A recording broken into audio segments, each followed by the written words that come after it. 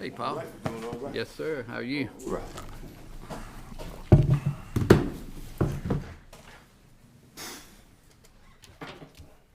Why everybody so quiet? Well, Yeah, Wayne's putting us on. They were waiting on you. Live. Oh, that what it was? They were waiting on you. I looked around, everybody quiet. I said, Yeah, they were waiting on you. They thought you had something to say. You are live. Not a All right, thing. thank you, Dwayne. Not a thing. Welcome to our May the 20th meeting. As always, we welcome you here. Appreciate you being here, being involved. As always, if you would take just a couple of seconds and put your phone on silent, it'd be appreciated. And as always, we'll open up in a word of prayer with Dwayne, and we'll say in the pledge. So if we all stand, please.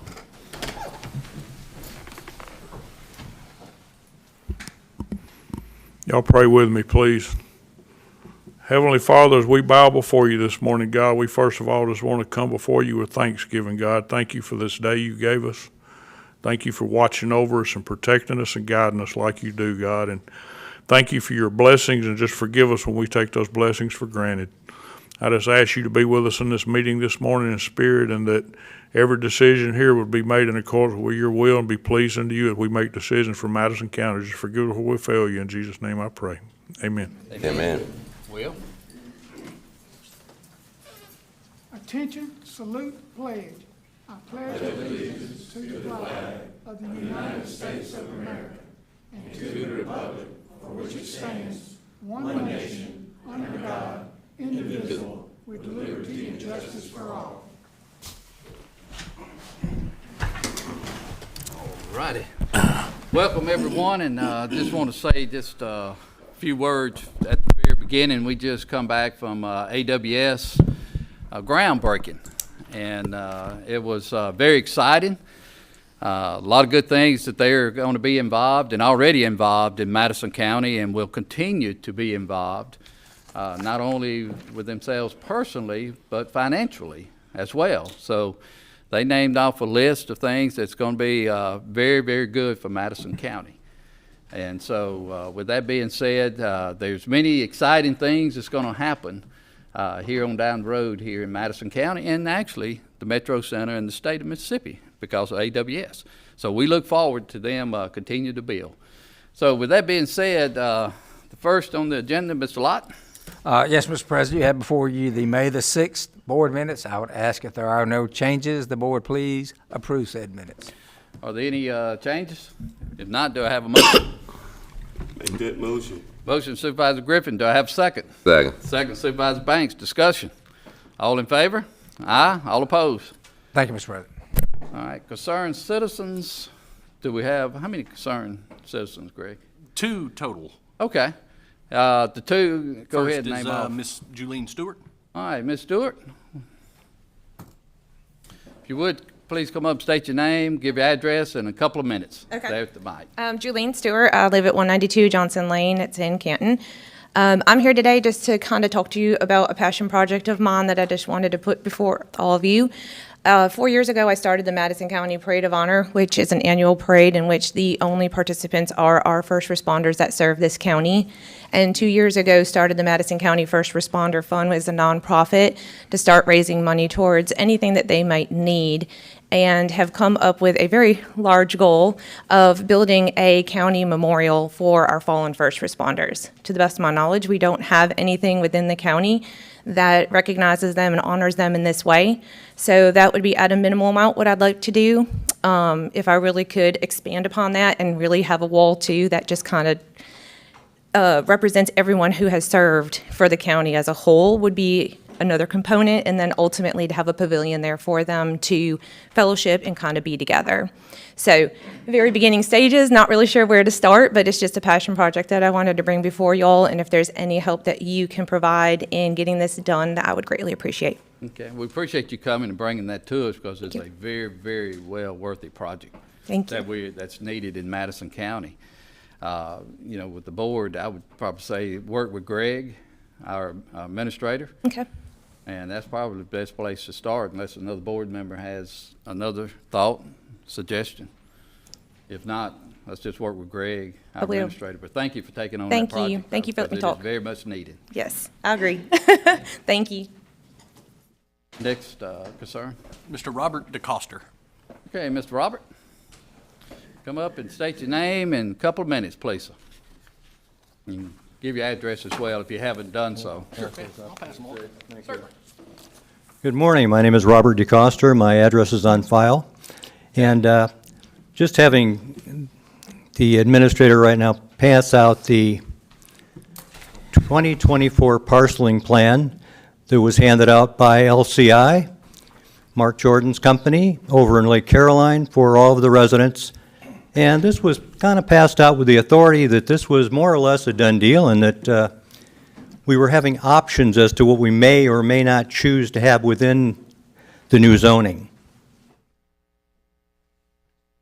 I'm not sure. We were also informed of several properties within Lake Caroline that are commercial in order to substantiate the fact that it would not be changing the character. A horse boarding facility, we have the Mermaid, we have 2 offices. Right. They talked about the golf course, the fuel dock, the marina. However, going back and looking at the records, we can't find where a lot of these things were ever permitted correctly or zoned correctly. If ordinances are law, why are we not following the law even as far back as 2008? In 2008, Mark Jordan was indicating on his paperwork C2 zoning. That was fallacious. Even now, that can't be proved. It would be really nice if you could take and put together an independent committee to look a little more closely at Lake Caroline and get the zoning straightened out. If you can't straighten out Lake Caroline, how adequate are you doing in the whole of Madison County? That's a simple question. Carl, I'd like to thank you for adding Catherine Point Drive to the street.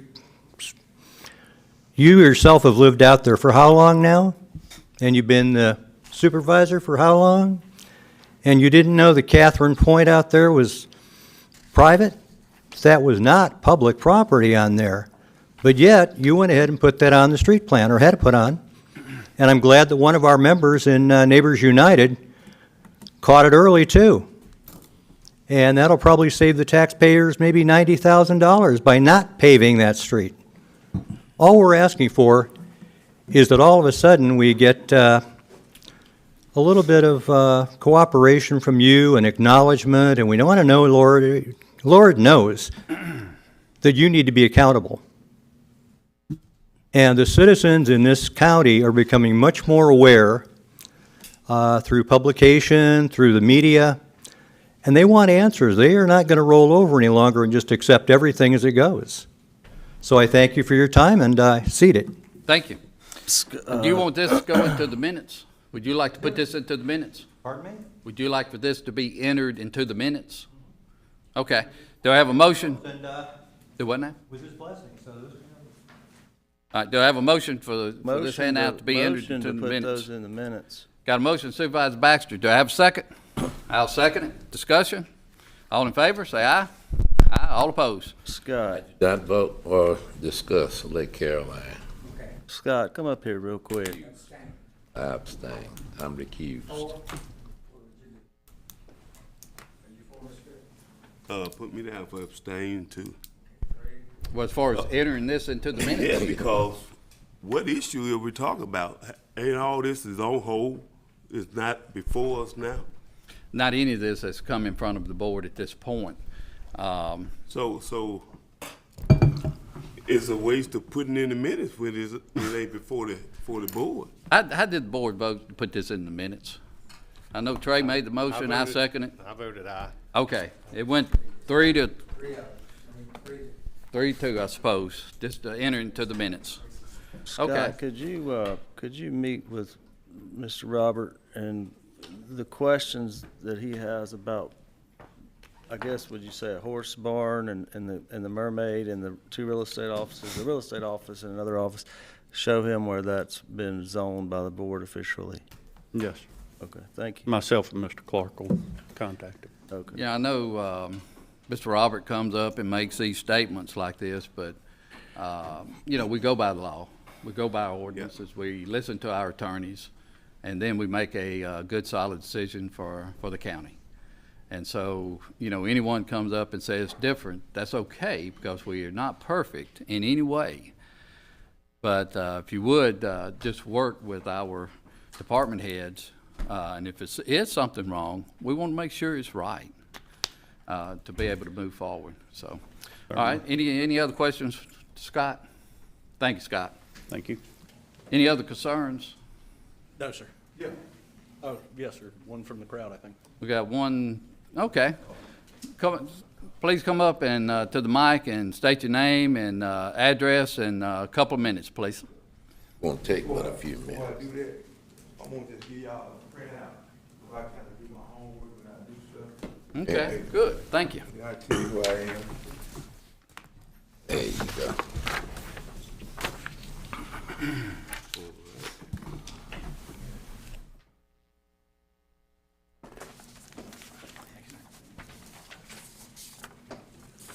Mm-hmm.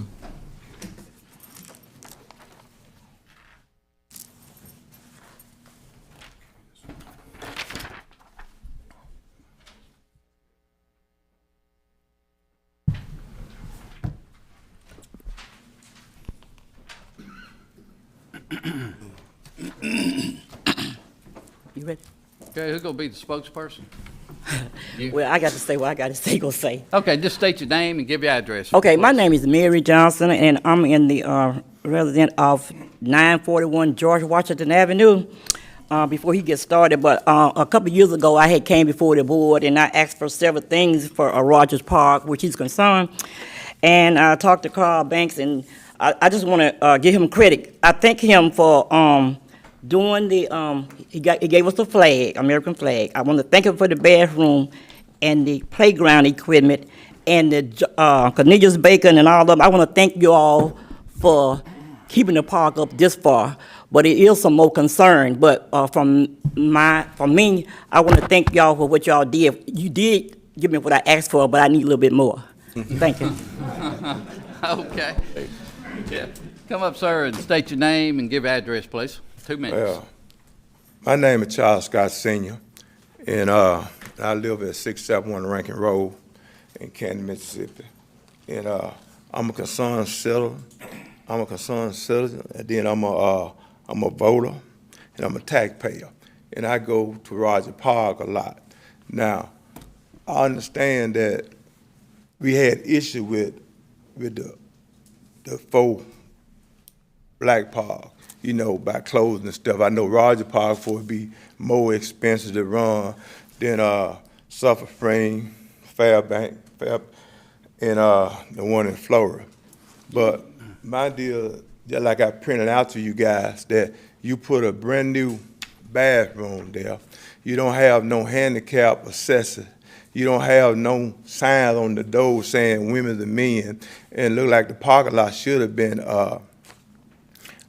asphalt, but I thought they were finna do it and they held up. But my main reason to him, we trying to get together on a board, because we think every park should have a board so we can, sometimes you see something, you say something, you know, because this guy, Eric, he working himself to death, calling the police or doing things, and I don't think that should have been necessary, because sometimes you can get hurt, because a park is just like you're running a business, you know, you have to maintain, like your home or whatever. So I think these things that I gave you guys on this paper should be already there, you know, because see, we just can't just go to a park and you ain't got no certain time to close, or you ain't got nobody coming around protecting the property and all that, you know. So I know one of you guys didn't get what I said.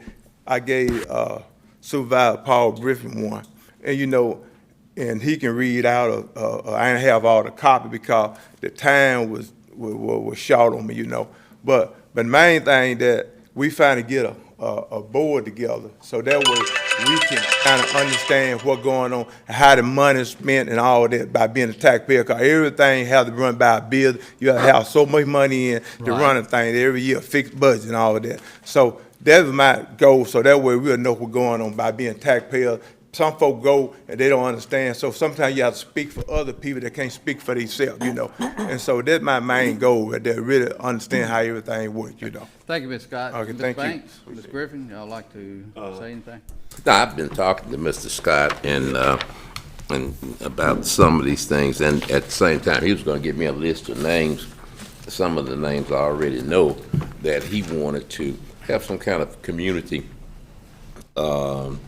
group that, say, Friends of Rogers Park type board, because they go out there all the time. They use it a lot. I mean, they walk in Right. Yeah, you gotta handicap every some. morning, and they see things. So they want, and they can come to me, but they just want to let folks know that they are a part of and trying to do the right things at the park.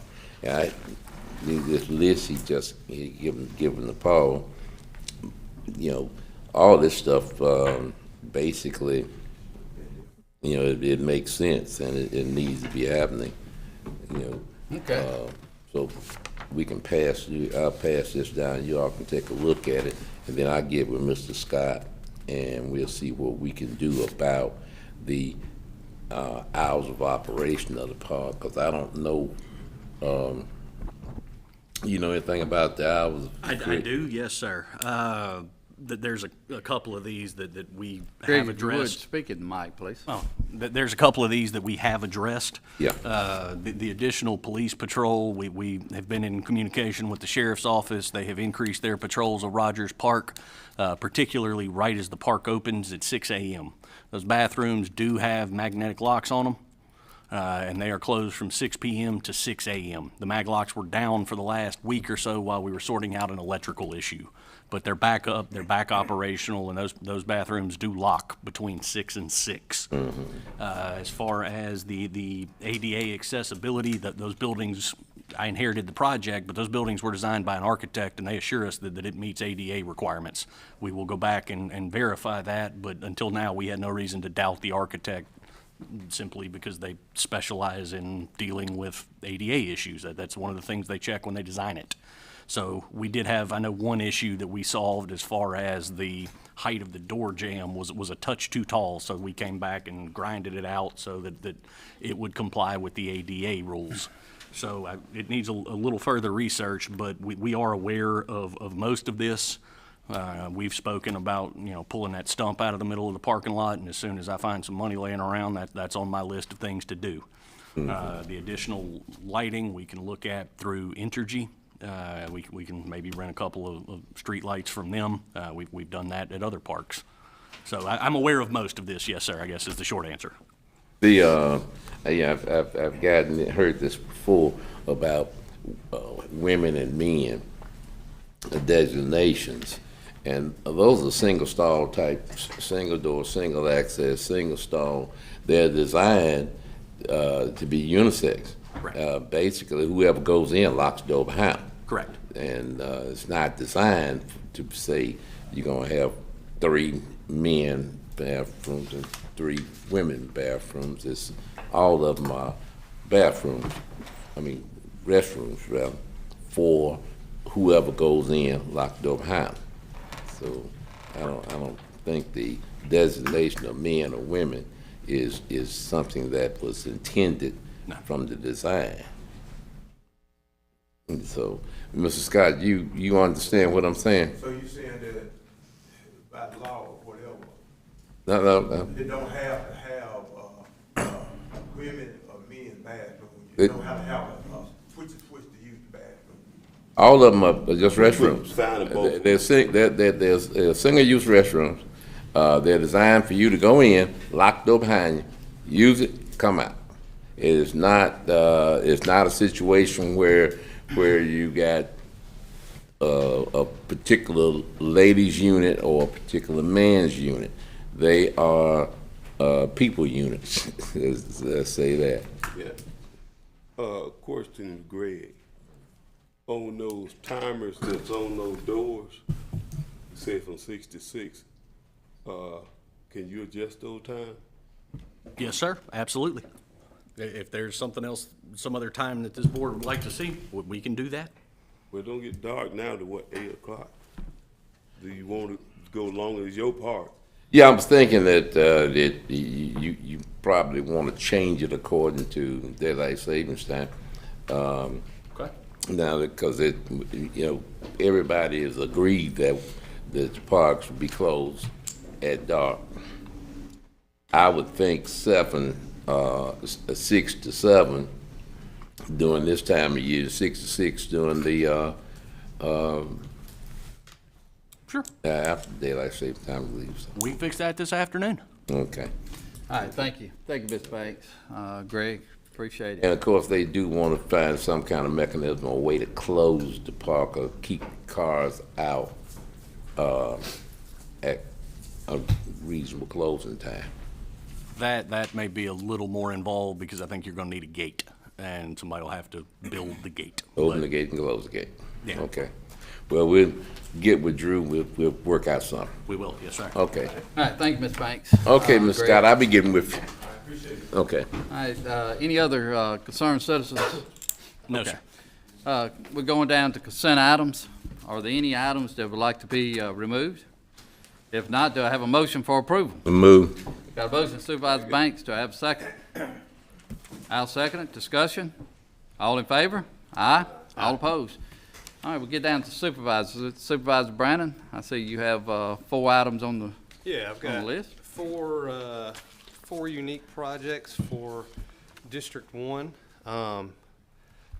I'm asking the board to approve for ARPA money that we have available to us.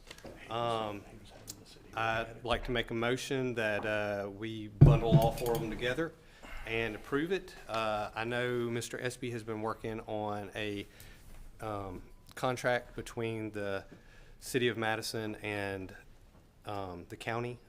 They have not had an opportunity to look at that, so I would like to make a motion to pass this and have Mike get with the City of Madison to get all this ironed out, and we'll approve it at the next meeting, if that's okay. Got a motion on the floor for approval, do I have a second? Second. Got a second, Supervisor Banks, discussion. All in favor, say aye. Aye. All opposed? While we're on that topic, I'm gonna move down under Mike to item 60, which is similar to the same thing as far as asphalt laying, where we have North Livingston. That's part of where we put the money, or where I put part of the money in District 3, but somehow or another it got left out because it's in the city of Madison as well, not Ridgeland. But that money is already appropriated and it's there. It's just a matter we need now to approve to move forward with this. Mike, is this where MOU or a? It's a cooperative agreement, Okay, same as the others, okay. Okay. but let's change it to Madison. All right, I'm gonna make a motion for approval with the change, instead of City of Ridgeland, make it City of Madison. That's my motion. Do I have a second? Second. Second, Supervisor Banks, discussion. All in favor, say aye. Aye. All opposed? Okay.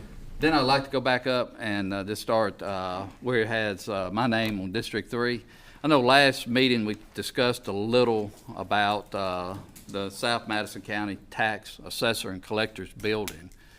And I think the assessor and the collector maybe have talked with each one of us about the need of more space, more room, because of the growth. And today, I would like to make a motion to ask our administrator to look at, working with the architect, to look and see where possibly 2 or 3 options for the county to possibly purchase some property and bring back to the board at a later date, whether it's 60, 90 days, 120, just to look at possible, some options for us to purchase. Not necessarily a motion today to purchase any property, it's just to go and look and bring back to the board for us to possibly look at. So that's my motion for the day. Do I have a second? And I second that motion with comment. Okay. I did talk to the tax collector and the tax assessor. I thought that we were gonna be able to, after we got a new tax collector, maybe do without a building, since a whole lot of millennials is go online and transit back their business. But with him saying it, along with the assessor saying that it still is a need Right.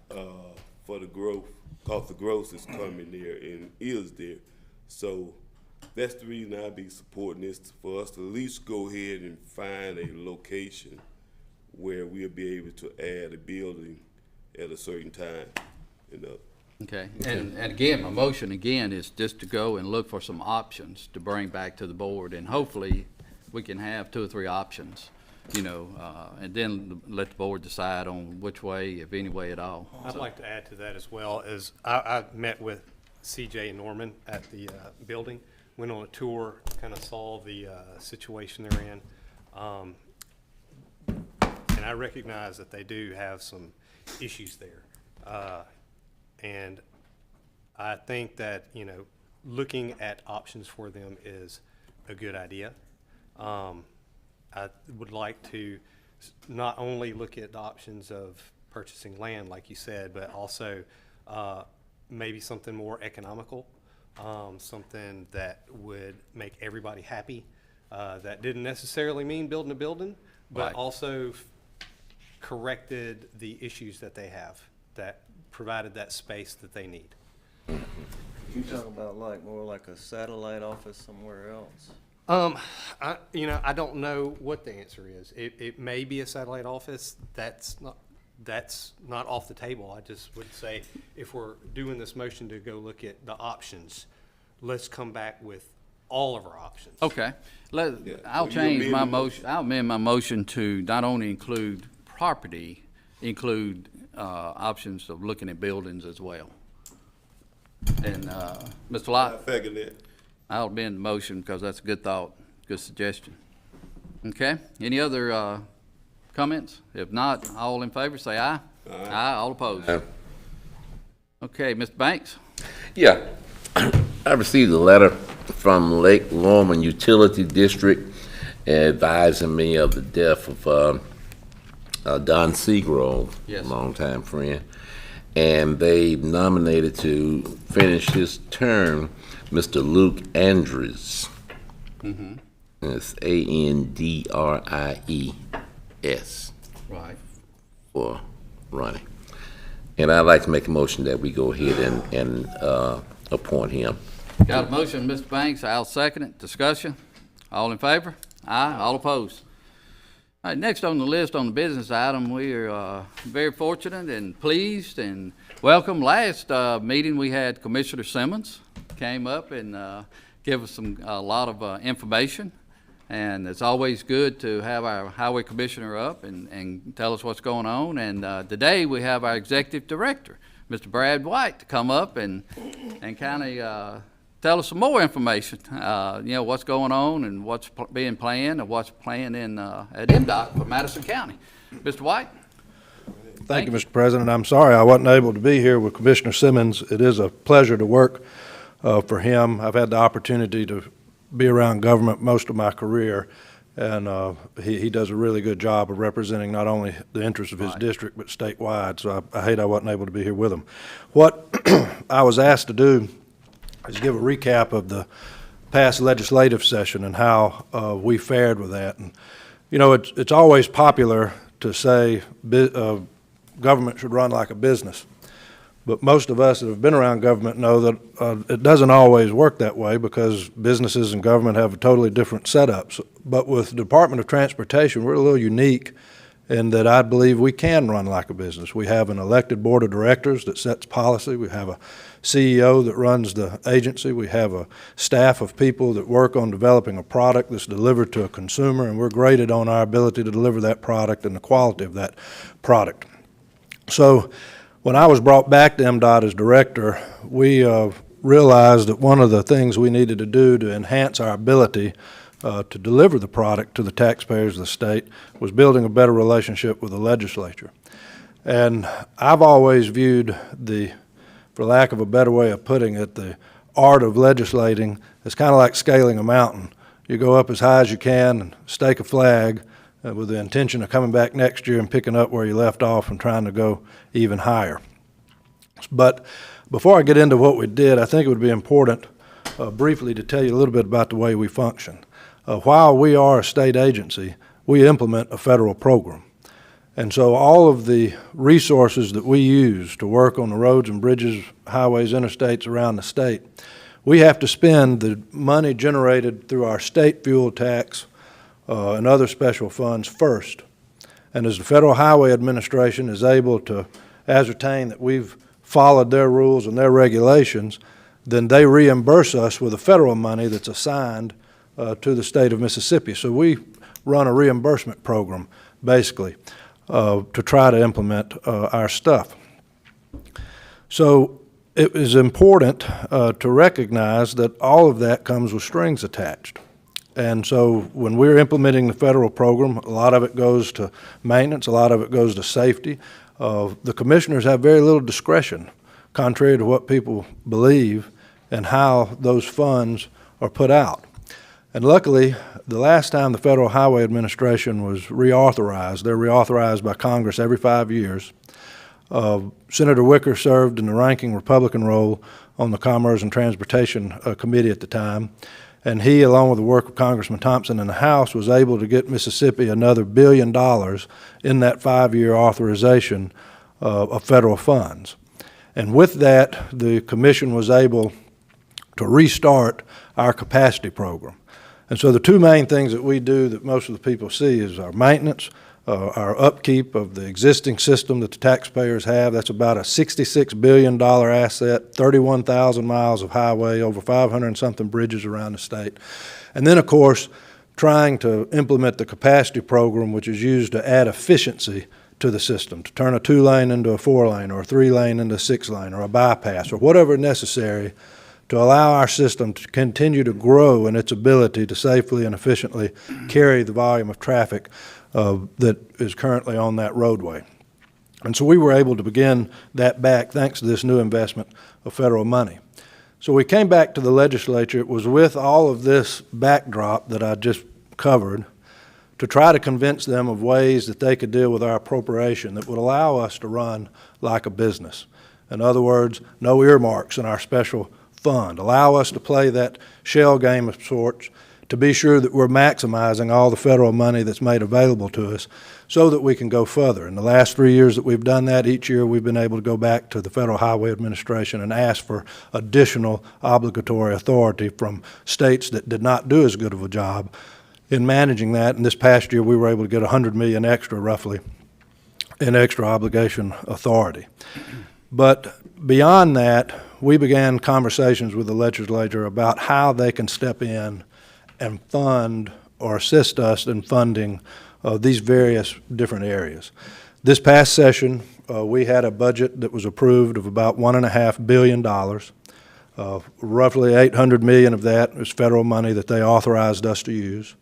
We have $10 million that they put into a new strategic multimodal fund that's there to help the ports and waterways, railroads, and airports around the state. They have assisted us in giving us the match money, if you will, the $40 million a year to draw down the additional $200 million I was talking about that we were able to receive from Federal Highway Administration. And then they became interested in trying to assist us in moving along this capacity program, the big projects around the state that have quite a hefty price tag. And as they were talking about using one-time money, we were fortunate enough to convince them that the logical way to do that was to, instead of putting one-time money on a reoccurring expense, to allow us to give them our list of projects in the order that they would become ready around the state, and for them to infuse one-time money, if that's what they chose to do, into that program, allowing us to try to get projects off of that list with the hope of ultimately being at a place where the money that we're able to put in through our regular budget could cash flow the program. Right. Last year, they gave $450 million. That was able to knock the first 6 projects off the list, and we began this past year in awarding those projects and just awarded another one this past commission meeting.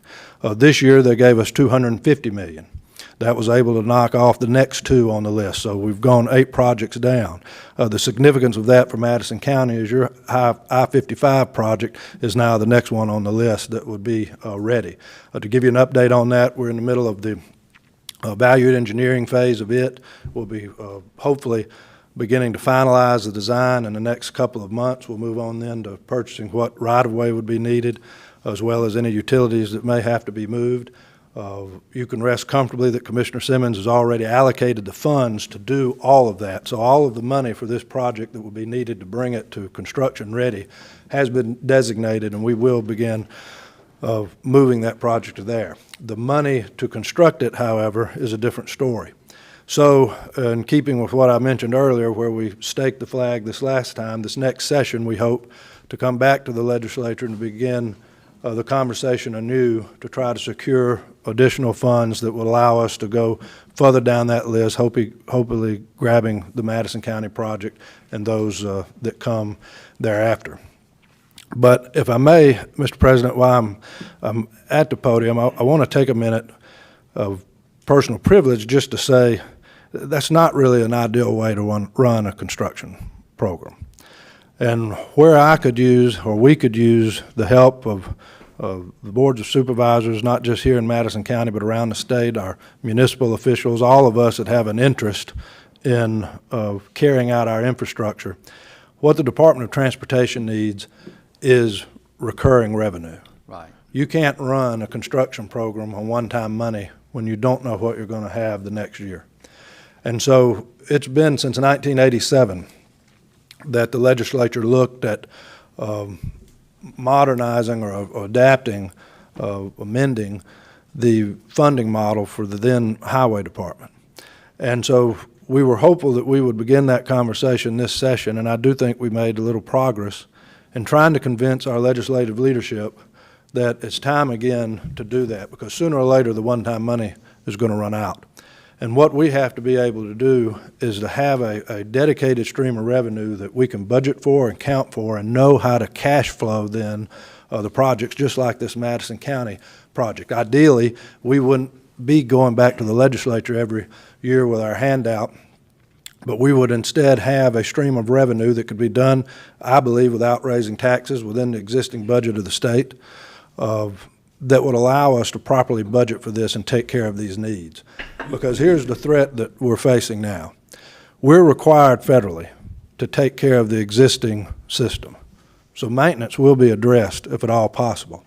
And the commission was faced with this about 15 years ago, and they had to shut down the capacity program in order to divert all available funds over to the maintenance program. And this commission is now faced with that again. Luckily, due to the money that we've received from the legislature and the extra funds, we're not going to have to shut the whole program down as it was done 15 years ago.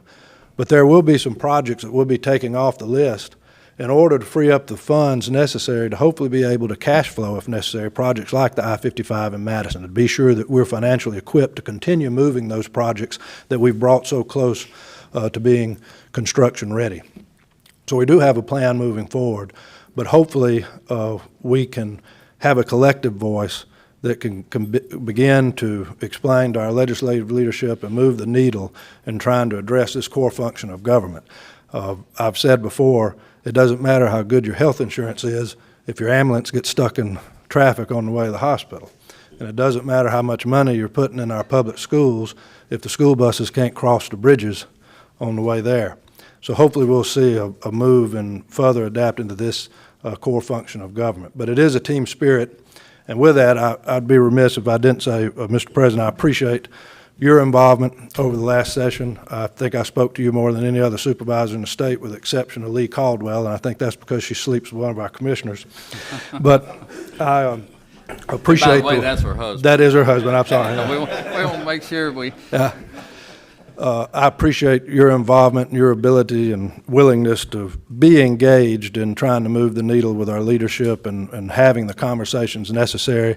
I see Ms. Hester here. Claire has forgotten more about the legislative process than most people ever know, and she has a lot of clients that interface with the Department of Transportation, and I appreciate their willingness to work with us to try to have a cooperative effort, because I do believe that a rising tide raises all ships, and by the help that y'all gave us and others like you from the other counties, we've been able to continue to receive the money to continue the capacity program and keep it alive as long as possible. So I appreciate that.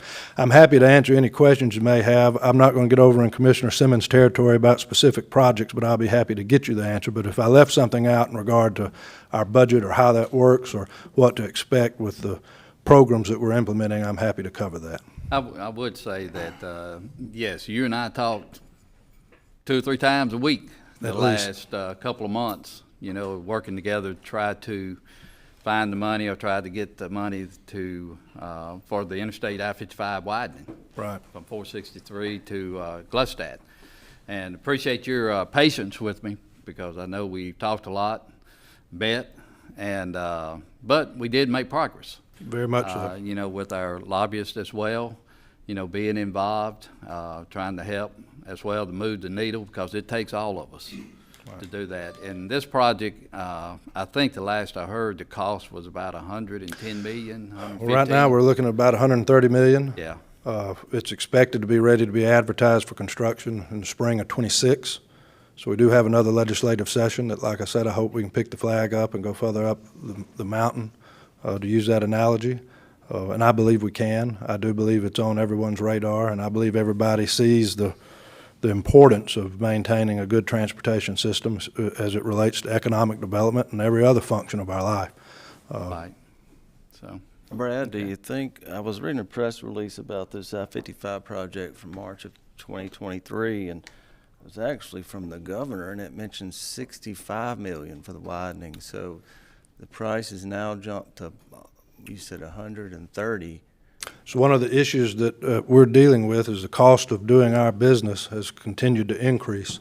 I'll give you a perfect example. 3 years ago, the legislature was going through our 3-year plan, and they decided to give us about $50 million for paving. And that was not an arbitrary number that they picked out. They saw that of the 4 paving programs we ran, one of them, the projects listed, came to about $50 million a year. So they gave us $50 million with the thought being, we'll let you escalate a whole extra year within that one program. They passed that in April. By the time we got the money in July, we escalated about 3 projects. Because what happened right after the Federal Highway Administration was reauthorized and we started receiving the extra money that we were able to restart the capacity program with, was inflation hit the national economy. And our ability to do business was greatly hampered by all of that. The price of asphalt went through the roof. The price of labor went through the roof. And so while we were seeing the same amount of money being put into our maintenance program, for example, you're seeing a fraction of the projects being built. But that's another reason why we need a new funding model that can give us recurring revenue that we can plan for and budget for in order to be able to adjust things for stuff just like that. That press release you're mentioning, he got that number from me. And so that was an accurate number a few years ago. The DeSoto County project, for example, when I first came back to MDOT, it was about 115 million. Now it's at about 160-something million. So there's different factors that go into that with each project, but it is a problem, and it is more of a reason why we need to adequately address our funding needs and our funding model. So to get this project funded, we're either going to have to find a recurring revenue or go to the legislature and get them to allocate money. Our conversations with the legislature, there are 2 ways that Federal Highway Administration will allow you to move forward. You have to be able to have all the money up front to show that you're going to be able to start the project and complete the project. Or you have to have a revenue stream that you can show you will be able to cash flow that project through the duration of the project's life.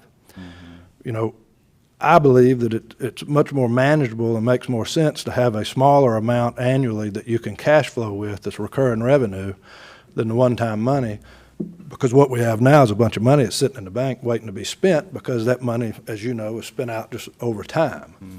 So that's another reason I believe recurring revenue would be the way to go. But that is the only two options that we would have. Now, we are pursuing federal grants. We are pursuing federal earmarks for all of our projects like that. But those do not come in the amount that would complete a project. They would only come in amounts that would enable us to maybe have a better chance of narrowing the gap that we had in the funding to try to bring it to fruition. All righty.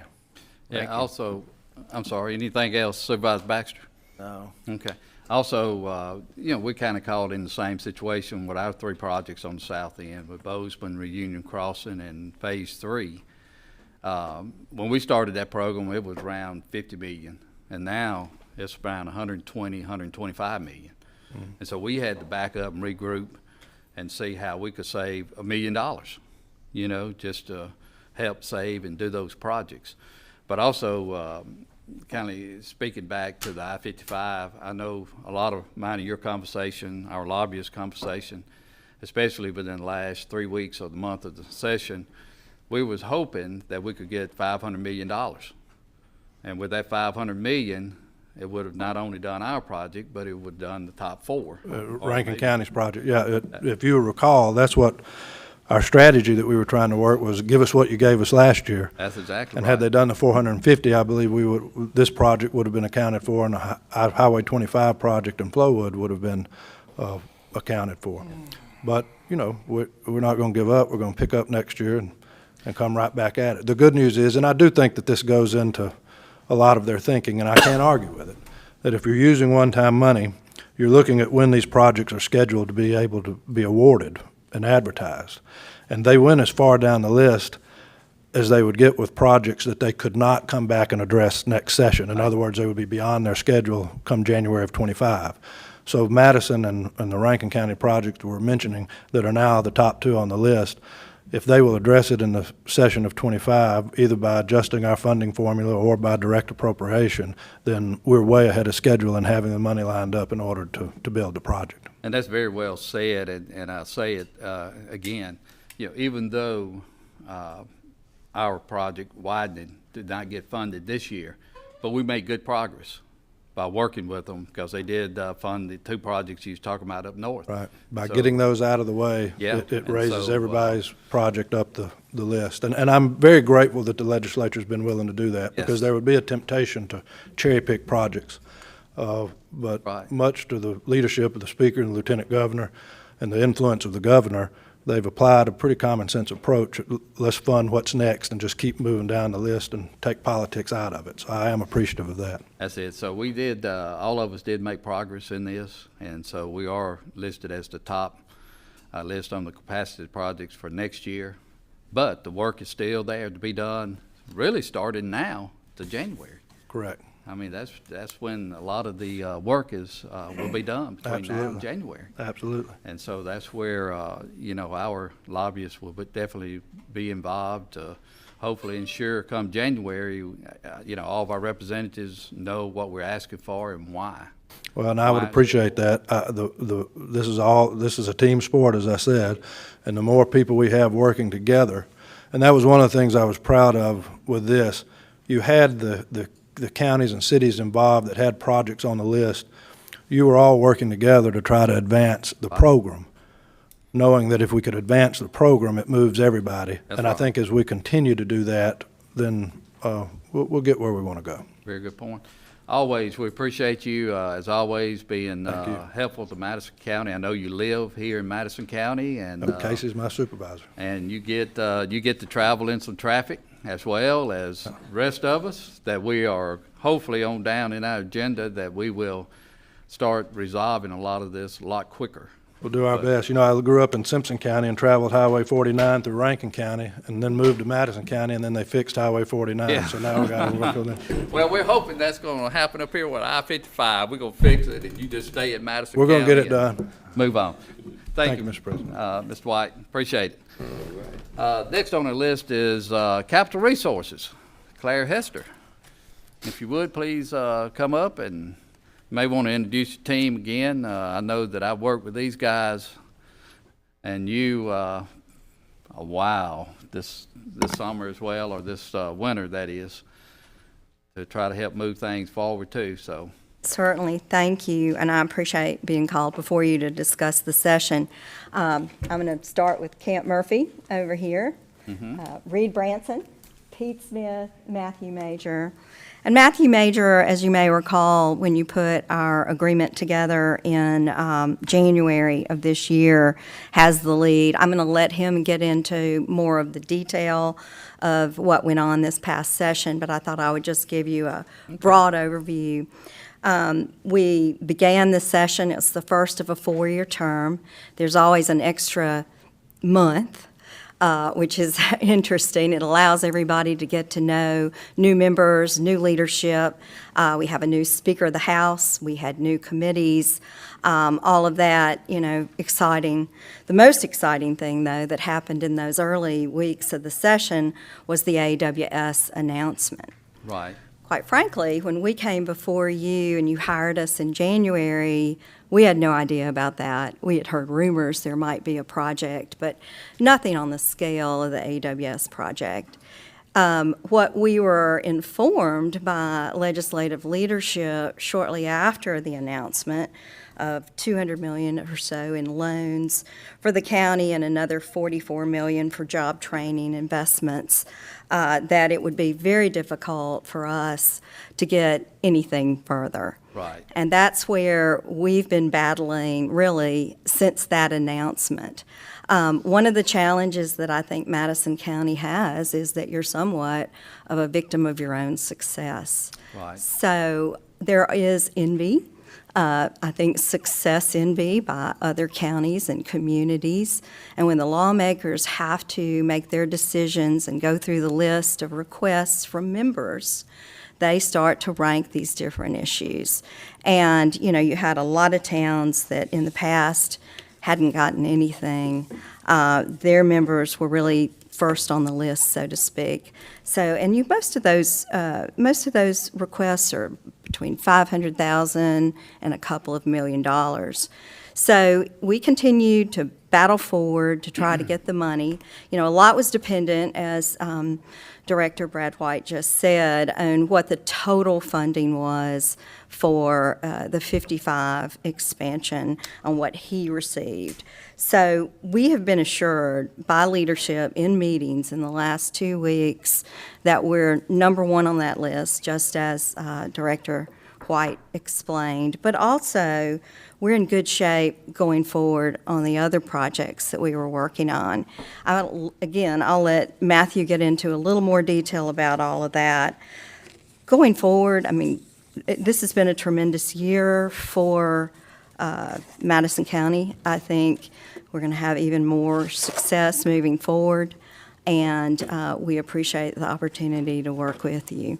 Okay. Thank you, Claire. Matthew? Yeah. Thank you. And I think Brad and Claire did a very good job of, teeing up. And I think to Director White's point on the collaboration, not only from the county, us as lobbyists and MDOT and others, as Brad was mentioning, the one-time money is always an issue. When you don't have that windfall of $500 million and you're working with $250, it's still a win to move us up the list on the capacity projects in MDOT's 3-year plan. I think, as you heard from Brad, and what we saw all session was sticking to the plan, sticking to what project is next on the list. As far as the Bozeman project is concerned, I think Claire touched on the AWS project and the economic development gain that the county saw through that, as well as some direct money that the county will receive, for infrastructure. That kind of set us back when we're looking for the Bozeman Road project money. Another issue I will say that has come up, and we worked with engineering team, some folks on the federal level, to determine what the project was just awarded on the federal side. It was called I believe the Bozeman Reunion Interconnectivity Project.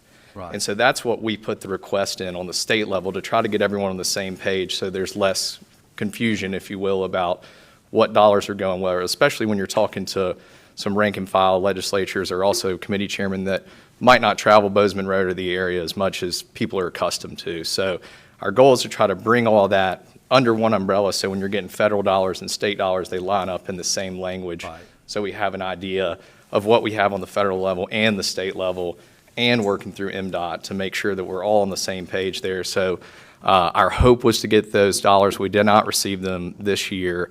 We're going to continue to work on that and meet in the off-season to discuss not only federal engineering, MDOT, everyone at the table, and our legislative leadership to try to get that last chunk of money that we need to get over the hump to complete the project. Right, okay. Anyone else like to say anything, Claire? Because Any questions? I do know that we worked together very well. Yeah. The last 4 months, and had several meetings, either at the Capitol or with individual representatives. Right, okay. State leaders as well, and you're right, AWS, which is great. I mean, we just came from there this morning, where we had the groundbreaking and the things that they're going to do for Madison County. Really, said, hey, this is our money for Madison County. Mm-hmm. And guys, we're thankful for that, very thankful for that. And but it doesn't hurt to go and ask for another project, but sometimes you just may not get that money, but you have to ask, and that's what that's what y'all did on our behalf, and what we did. So the legislators that I spoke to, Casey and I share that part of I-55, and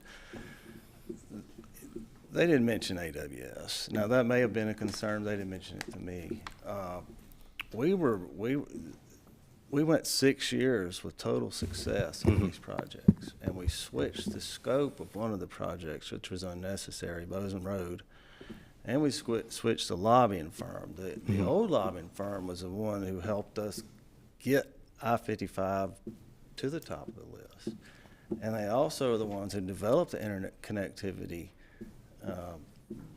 program for that area of the county. So I hear what you're saying. Maybe AWS did play a role, but from what I understand with the legislators from Madison County that I spoke to, believe that AWS will actually increase traffic on I-55. Sure. So it makes the project even more needed. Yeah. The I-55 widening project, absolutely. And as we said, and that was part of the argument there, but you still have a plan that you're working down. If you take a $500 million budget like you had the year before and take 200 out of that, there's just only so much to go around. And so, as everyone from Commissioner Simmons to Director White has said, I mean, the next one on the list is Madison, and just unfortunately the way that the budget ended up shaking out there in the end, and you're spending $200 million on education, right, and you have other issues that come up, the dollars just weren't there. Yeah, we had a successful system that was working for the county. We were doing well, and we went and tried to fix something that wasn't broken, and we ended up getting nothing. I'm going to respond to that, but I'm going to respond in a very positive way, because Commissioner Simmons, Executive Director Brad White is the reasoning where we are now with I-55. They're the main reason, as far as their plan they put together, supported, along with our representatives in the legislature. You're right, it's a partnership, that we go together. So again, you don't get everything you ask for all the time. And also, I just spoke with Lieutenant Governor Hoseman Friday evening. He and I communicate very well over the last 3 months as well, on these projects. And, one of the statements he made to me was, who else received $44 million in the state? What other county received that much money, on the projects? I had to look at him. I had to say, well, I don't know if any other county did. And he was talking about AWS. Right. And so that's the mindset at that point. Yes, I would love to. We all would have loved to have been able to get another 10 million, 5, 10 million, 20 million. But sometimes it just doesn't happen. And so when you take that statement into consideration, and I've invited Lieutenant Governor Hoseman to our board meeting. He has accepted. We'll work that out next couple of 3 months, and he can come and share with us as well. But, Good deal. But I think we did well this year. Yeah, and one thing I will add, Supervisor Griffin, and this morning, I know we've had several conversations about this going forward, is the broadband dollars. Oh, that question will come. Yeah. I'm just waiting till you get with All right, let's go ahead and start on it. The supplemental award piece, so I think the preliminary award was about 4.1. You know, we had the additional request for about 800,000 to get to the 4.9, which was the original request. I've talked with Comcast this morning. They've started to get notification that these projects are going from the preliminary award phase to the final award phase, and we should have word on that coming in the next couple of weeks on what the final number is going to be.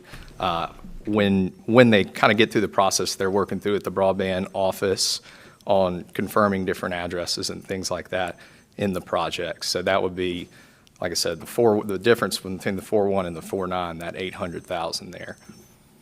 So as soon as I have an update on that, I'll let you know. But they got to work through, some of those, confirm the different addresses in the applications and those kind of things. So when we hear word back, we'll let y'all know. Sound great. Thank you for answering that question before I ask. Yeah. Also, I know we have, phase 2 on broadband that's being worked on now that y'all's help will be needed as well. But I also want to say the last thing on I-55, as far as I'm concerned, even though we've been told we're at the very top of the list, we all expected to get funding next year. In any given session, there's no guarantees of anything. That list can get thrown in the garbage and start over. That's right. So the work begins now to ensure that, hey, we're there in January, February, March, and so appreciate y'all guys tremendously. Thank you. Any other questions? Thank you for your work. Thank y'all for coming out. Thank you. Yeah. Okay, we're going to move down the list to Madison County Capacity Improvement Plans. That sounds like something we just got through talking about, So, Greg? All right. You make a fair point. We've just spent a whole lot of time talking about roads, and I'm going to throw those on the ground. Yeah. But last meeting, this board asked that I get together with Steve Pittman and Thad Varner in relation to a collection of road projects. That those projects have since morphed into the Madison County Capacity Improvement Plan, because as you just heard, Capital Resources say lobbying tends to get a little better when there's a catchy title, and they Greg, don't have if you to will, worry. just hold on one second. Mr. White, appreciate you being here, as always. And I hear you. We'll stay in touch. And also, I know Claire and Matthew and Camp is still here, because this is going to be some of our asks next year as well. So appreciate y'all being here. Good timing. It is good timing. I do suspect this will be a large part of the county's vision going forward. The vision of this board as it relates to road widening, road improvement, and road construction. Last meeting, I asked y'all to adopt a plan. We have since revised that plan. The only revisions that were made were dividing up the existing roads a little bit differently. We changed the division of Stribling as a result of the MPO awards. Stribling was not awarded. We got two others that were, so those stayed the same, but Stribling, we were no longer constrained by the size of the MPO projects. So we have extended that project down to Deweese, rather than stopping right there at the intersection of Stribling and Catlett. So the first phase of Stribling will go from Red Fox Lane and Catlett down to Deweese. We did something similar on Yandell. It was Going from where now? Red Fox Lane and Catlett, the intersection of Red Fox and Catlett, down to Deweese. All the way around Stribling. Basically all the way around, yes, sir. And the intersection there was part of the MPO project that was not funded. So at that point, we are no longer bound by the constraints of that project. So it's a larger project than it was, but it will get it out the door quicker. In terms of overall work done on Stribling, we believe this will expedite the process. Right. Same story on Yandell. There were two phases originally. Well, one of them was very long. We have divided that into two separate phases. Again, the idea here and the impetus here is speed. We're trying to get these out the door because that's my understanding of the wishes of this board is y'all want to see shovels in the ground. It is. And the easiest way to do that is to divide up these projects into slightly smaller projects. In other words, two $10 million projects get out the door faster than one $20 million project. So the revisions are reflected in the maps that are attached to your agenda. If this board would like to adopt that plan, next up would be an engagement resolution engaging Thad Varner and Steve Pittman to potentially issue some bonds to cover the first round of construction. Okay. Do I have a motion to adopt a revised improvement plan? I'll make the motion, actually. Do I have a second? Second. Got a second, Supervisor Banks. Discussion? All in favor? Aye. All opposed? Item 42 is to approve engagement resolution. When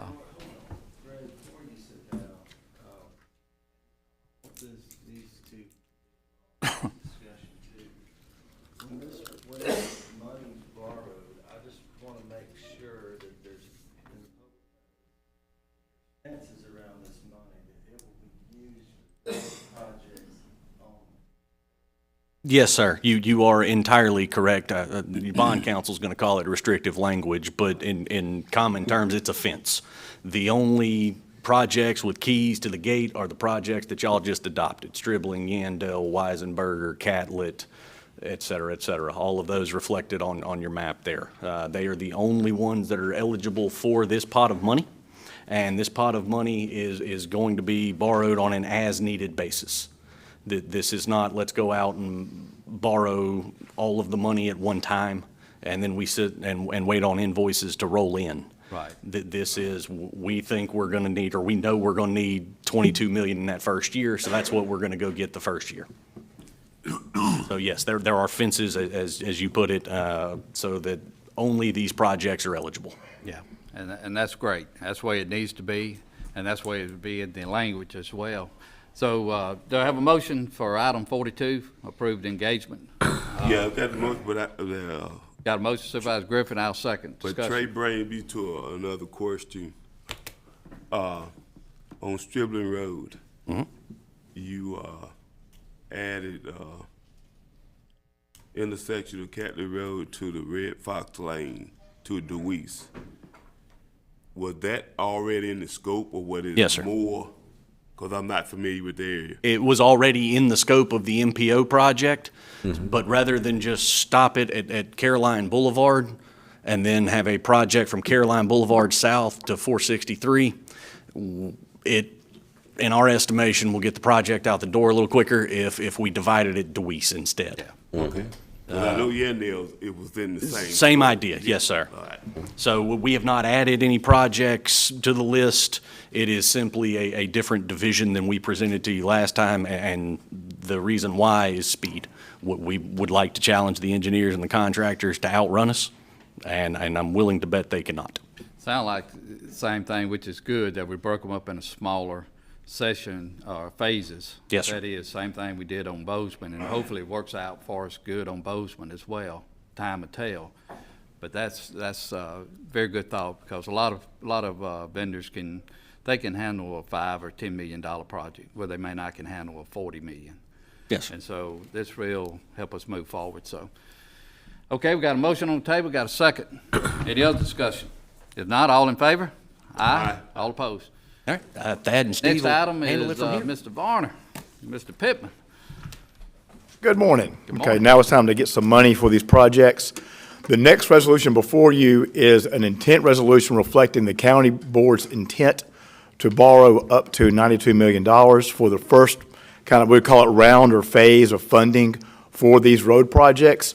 As the administrator mentioned, the plan is to borrow the money on an as-needed basis when we know we got money ready to use for the projects as they are being placed into service and under construction. So although today's resolution is for not to exceed 92 million, under state law, we have 2 years to issue that much debt. We don't intend to issue 92 million at one time. Right. As he mentioned, the first phase, we're looking at maybe 20 million, something like that, as those costs are incurred and are necessary. But in order to get the first kind of swath underway of this 92 million, that's the intent resolution before you today. We will publish that resolution in the Journal and come back before the board on June 17th for a public hearing, and then we can move forward 2 years from that date to issue that debt to fund these projects. Okay. Questions before we ask for a motion? Greg? If I may clarify something, it is good for 2 calendar years. Correct. But that is 3 fiscal years, so it will be three cuts of the 92 million. It's not 20 million and then 70. It's 25, 35, 35 roughly. So, and that's as needed, but I didn't want anybody to think that we're only going to get 2 bites at the apple off this one resolution. It's 3 bites, which will lower the amount that we are borrowing. Correct. This particular bond, so Bozeman has been engineered right away by environmental. This takes into account doing all of Bozeman or all of phase 1 of Bozeman? Everything we will need between now and about this time next year, yes, sir. For construction on Bozeman in particular, yes, sir. Parkway to 463. Whichever part comes up first, yes, sir. I believe the Reunion Parkway to 463 will come up first based on what the engineer said and the ads that are going out. So yes, it will cover all of that. It'll cover some right-of-way for Bozeman 2, which y'all have authorized the engineer to begin purchasing. So it will cover all of that, yes, sir. One of the issues is that we asked the legislature for money to do that portion, and then we switched the construction scope.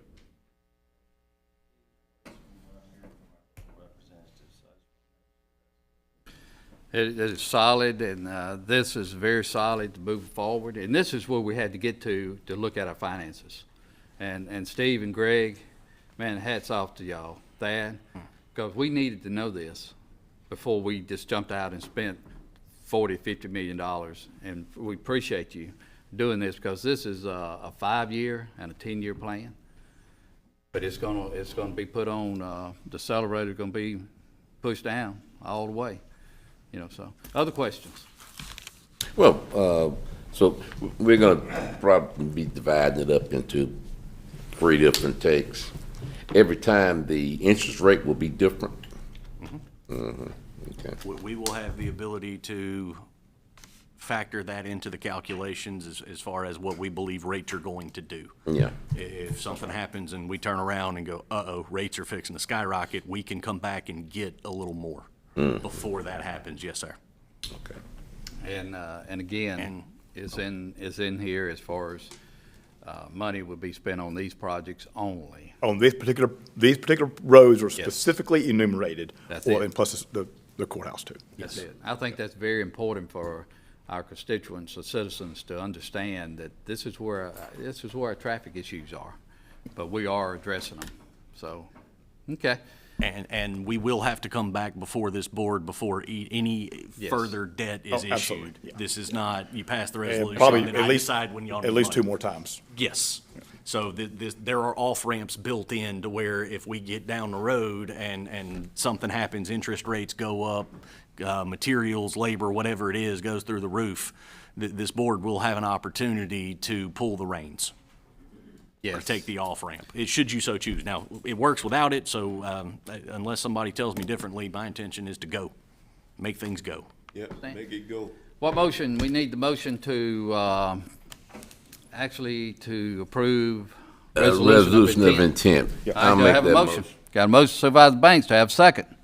I'll second it. Discussion. All in favor? Aye. All opposed? Okay. Okay, what else y'all need on this? We need to request permission to advertise. We got an engineer that's All gonna right, step up and Tim. handle that one.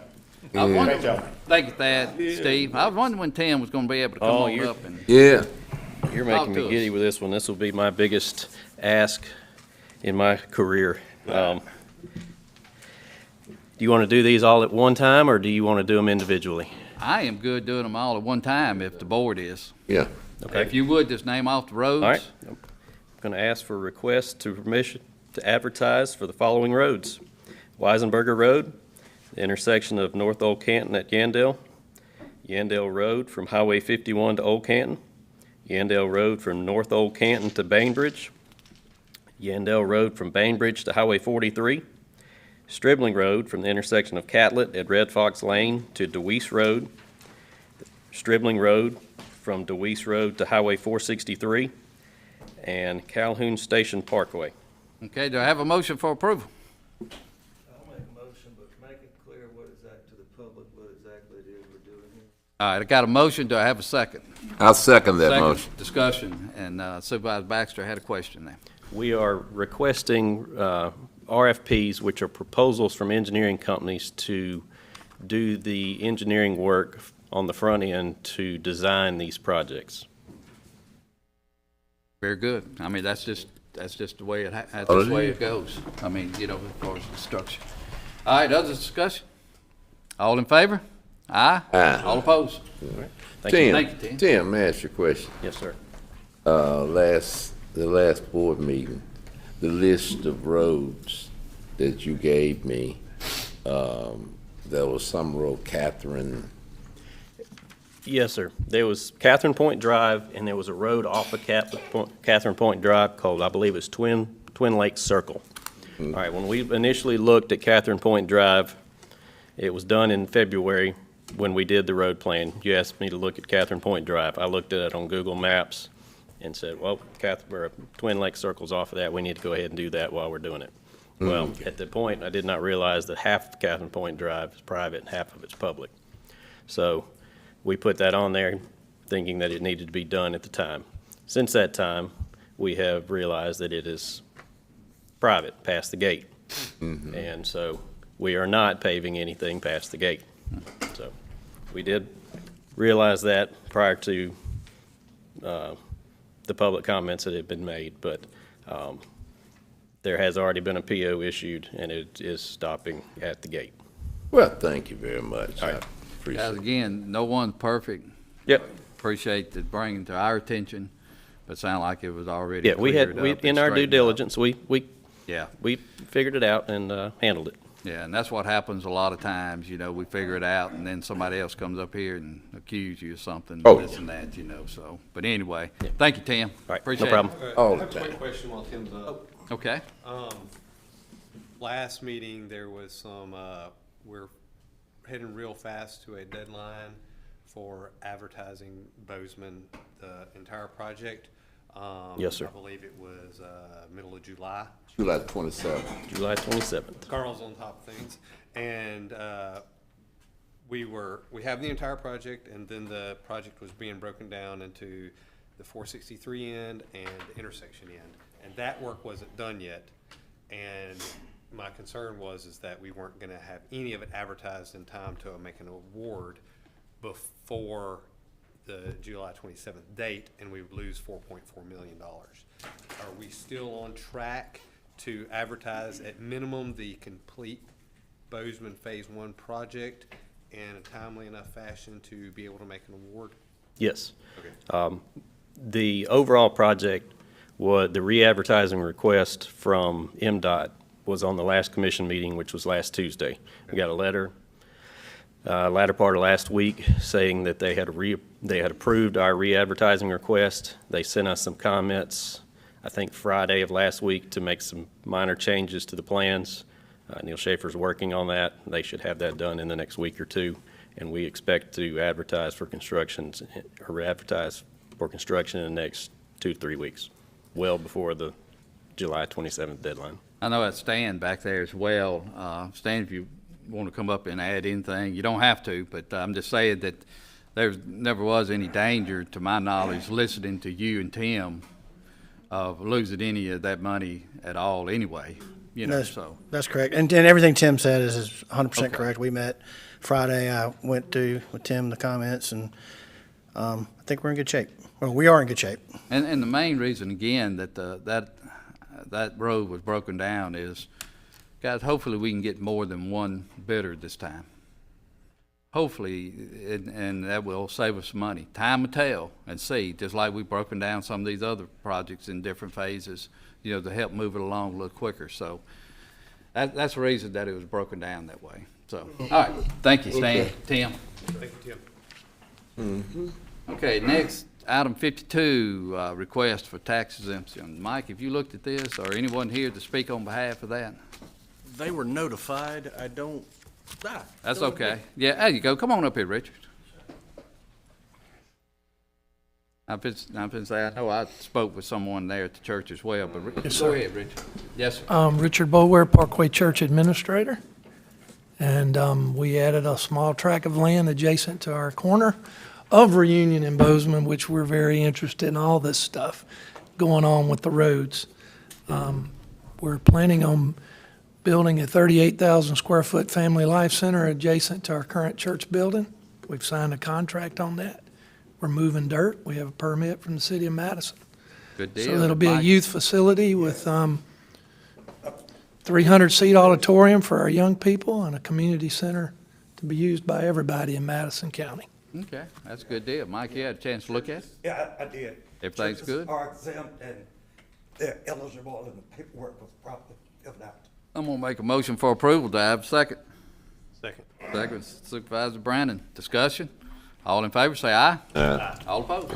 Thank you. Thank you, sir. Thank you, Richard. All right, next we have another request as well. Anyone here to represent, Greater the greater Murphy. Murphy? Have you looked at it, Mike? Yes. All right. Motion to approve it. Got a motion by Supervisor Griffin, second by Supervisor Banks. Discussion? All in favor? Aye. All opposed?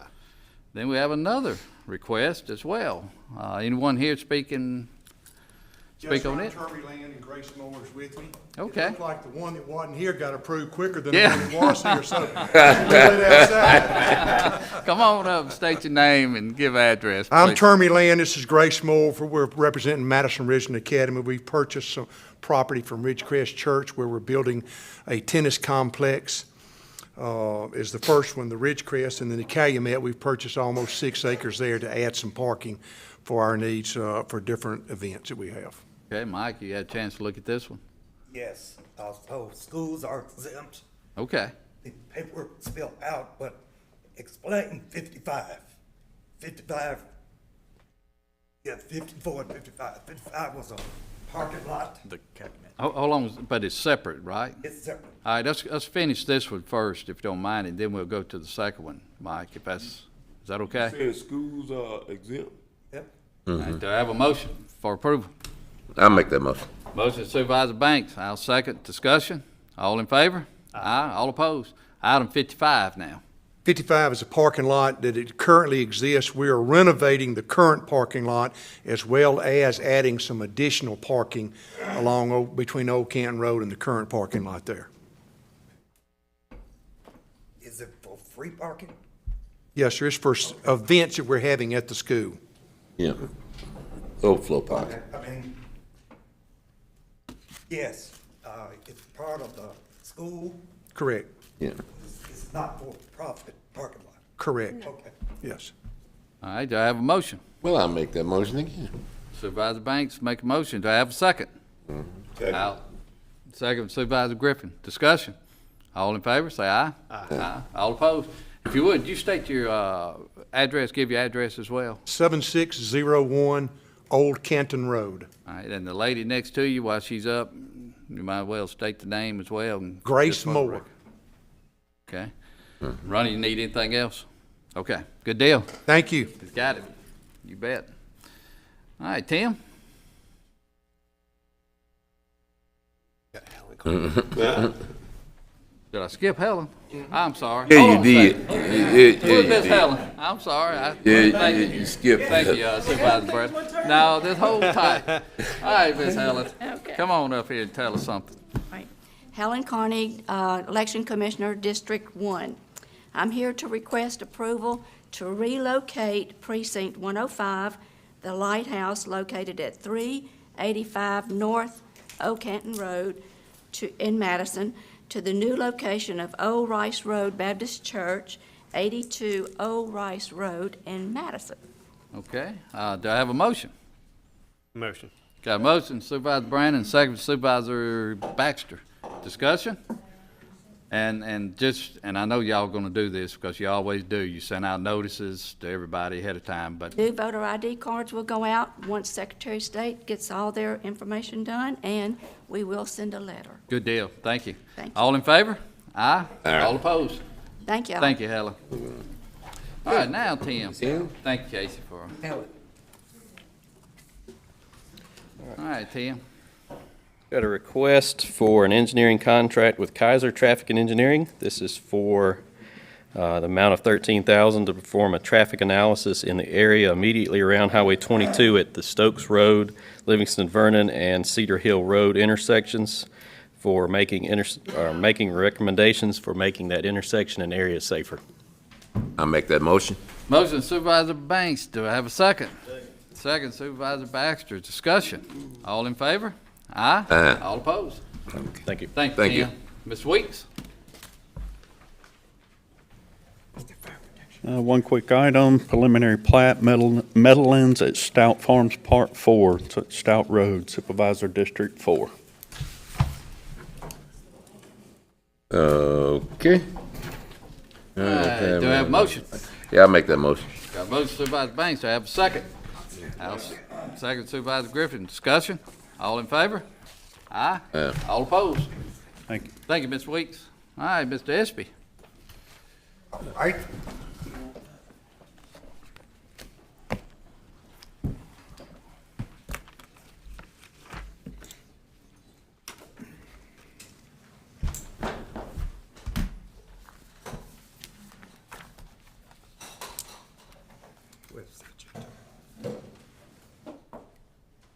My computer just crashed. That was good. All right. Computers. Got a resolution. All right, item 59 is a resolution for robotics team from Germantown High School. It's written, it's on the agenda. Do we need to read it? The students aren't here. They're not. So you want to just approve it, or do you want it read? Was the student invited? Yes, they were unable to make it today, and then there were vacations and end of school. Yeah. So I tried to get them last they year. said thank you, and I told them we'd get them a timestamped copy of the video and a framed resolution. Okay.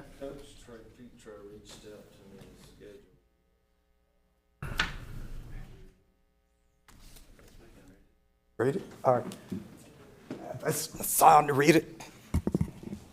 Thank you.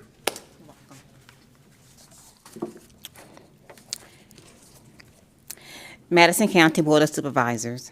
Recommendation of commendation to the Germantown High School robotics team on winning the Sportsmanship Award in the 2024 BEX Robotics World Championship.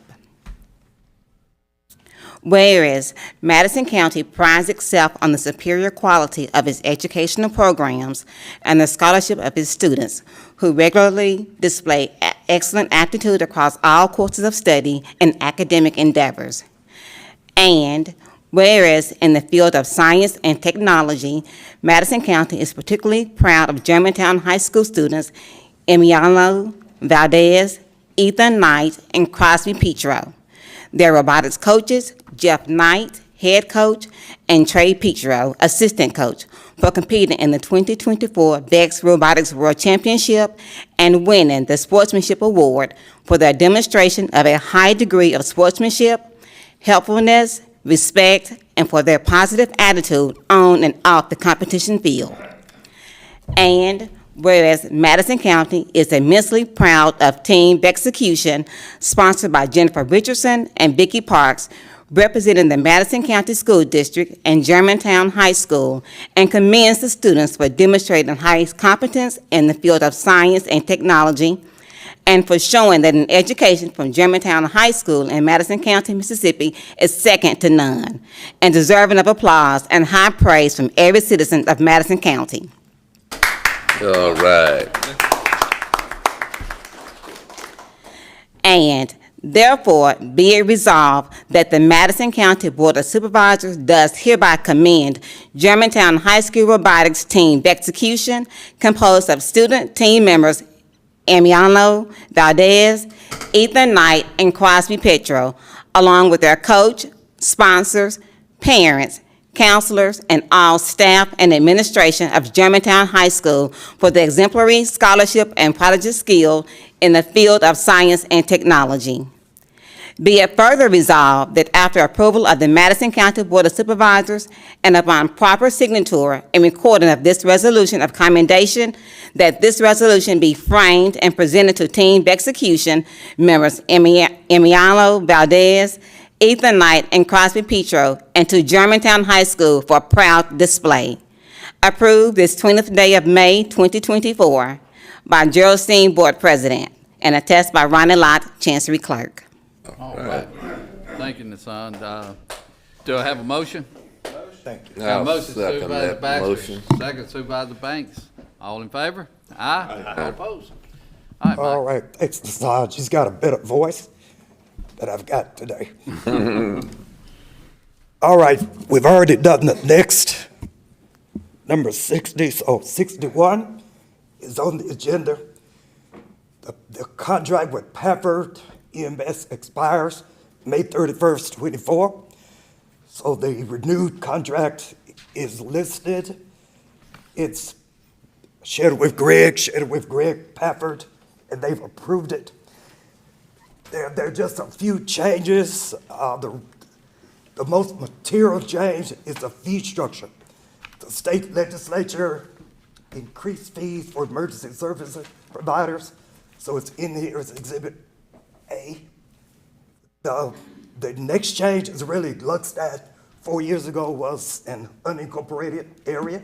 Now it's a municipality, but they wanted the same drive time Right. as 4 years ago, so I left that the same. Otherwise, it's pretty much the same. All the responsibilities for Pafford for the county are listed, and I recommend it be approved. Okay, do I have a motion?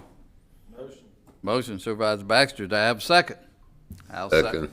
Second, Supervisor Banks. Discussion. Yes, I'm looking in here for a response time outside of those cities. Did any other response time change? No. And that one stayed the same, which that one wasn't Look at equal to the other cities as well. at operations number 7, Paul, page 4. Page 4. Page 4. Regional of Madison Canton, 10 minutes, 90% of the time. Gluckstadt, 14 minutes, Okay. 90% of the time. For everything else, 20 minutes or less, 90% of the time. All right, okay. Any exceptions in there, railroad tracks or? Yes, there's several. Look at number 8, page 5, exceptions, extreme weather, excessive traffic, accidents, trains, thoroughfares blocked by drains, excessive response loads due to mass casualty incidents, and excessive waits at ER hospitals. 5 exceptions. Not any added. No. Yeah. Okay. Do I have a motion for approval? I'll make a motion for approval. Do I have a second? Oh, we already have. You're right. I'm Yeah, I sorry. think we already. All right, let's go ahead and just vote on it then. All right, that's a good idea. All in favor, say aye. Aye. All opposed? Thank you, Mike. All right, the next one I passed out. Need some preference. And so we were at the mega site this morning. Everything was great. Program was great. But if there ever was a fire incident at the mega site, we want to be prepared. Right. So the Alliance Fire District, which you created a few years ago, has a contract with the City of Canton Fire Department and South Madison Fire Department to respond to fire incidents at the mega site. So those agreements have expired. So I just revised those, renewed those, and updated those. So right now, until we build a fire station out there and get that going, we're gonna continue relying on Canton and Gluckstadt to respond to fire incidents. You give them through the AFD $10,000 a year for each. Also, every incident, and there have been several, they get $250 per incident. So that's in this new agreement, and I recommend that you approve it. Okay. Do I have a motion? Move. Got a motion to approve both Both. contracts. Okay, do I have a second? I'll second it. Discussion? All in favor? Yes, yes. We back at discussion. Discussion. And I don't know whether it be you, Mike, or would it be, fire coordinator, Wendy here? Yeah. Yeah. He's sitting back there on the back row. I would like to see a list of the response of Canton and Gustack going to the mega site. Yes, sir, I can get that for you. That list and have it for by the next meeting. Oh, yes, sir. I can have that. All right? That'll work. Thank you. Also, We'll work. Yeah. We ready to vote? I'm sorry. Ready? Okay. All in favor? Aye. All opposed? Also, the interlocal contract for the collection of taxes for Madison, Ridgeland, Canton, they're also ready. But I'd like time to consult with the tax assessor and tax collector. Okay. Good deal. Thank you. Hey, Greg?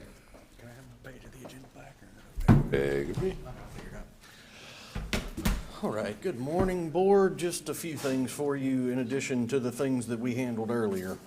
So we'll kick off with item 62. These are letters from the Mansdale Heritage Foundation. They had 2 board members retire or resign. The first was Mr. Ken Primos, and the second was Miss Rita McGuffey. Mr. Clint Doby, the president of the Mansdale Heritage Foundation, has sent letters asking to appoint Mr. Russell Green and Miss Robin Pfizer to those positions. At this point, Board, from the way I see it, can I accept or acknowledge the letters and make the appointments, acknowledge the letters and not make the appointments, or just table the whole thing? Acknowledge the letters. All right, we got a motion to acknowledge the letter. Yeah, for the retirement of the resignation. Okay, got a motion. Do I have a second? Second. Got a second, Supervisor Baxter. Discussion. All in favor, say aye. Aye. All opposed? And on them appointments, I don't know who area that is. The supervisor should have some say. Have you? All right, we got a motion on the table for appointment. Do I have a second? I'll second it. Got a second for Supervisor Brandon. Discussion. Who we appointing? Russell Green? Whose district? That's Oh, really? No Russell Green. Nah, I don't know Russell Green. I know Russell Green, I don't know the other. Who's the other? That would be Miss Robin Pfizer. Yes, I thought there were 2 people that we were replacing. Correct. Ken is one of them. Okay. Well, okie doke. okay. Any other discussion besides that? If not, all in favor, say aye. All opposed? All right, 63. 63. Item 63 should probably be considered along with item 64. These are both EWP project closeout steps. This was a project that the county and the city of Canton jointly went into on East Sim Street. Yeah. Here in Canton. That work is done. This is the last step in filing the paperwork with NRCS, who has been lovely throughout the process. And we'd like to have the board president execute the paperwork and send it off to NRCS so they can reimburse us. Motion. Second. We got a motion to acknowledge the WEPP closeout and to authorize to execute. Correct. So, got a motion Supervisor Griffith, second Supervisor Banks. Discussion. All in favor? Aye. All opposed? All right, item 65 is a request that this board approve the public involvement plan for broadband phase 2. This is something that Wagner's put together just in terms of letting the public know that, number one, the project is happening, and number two, it is their opportunity to challenge the FCC maps.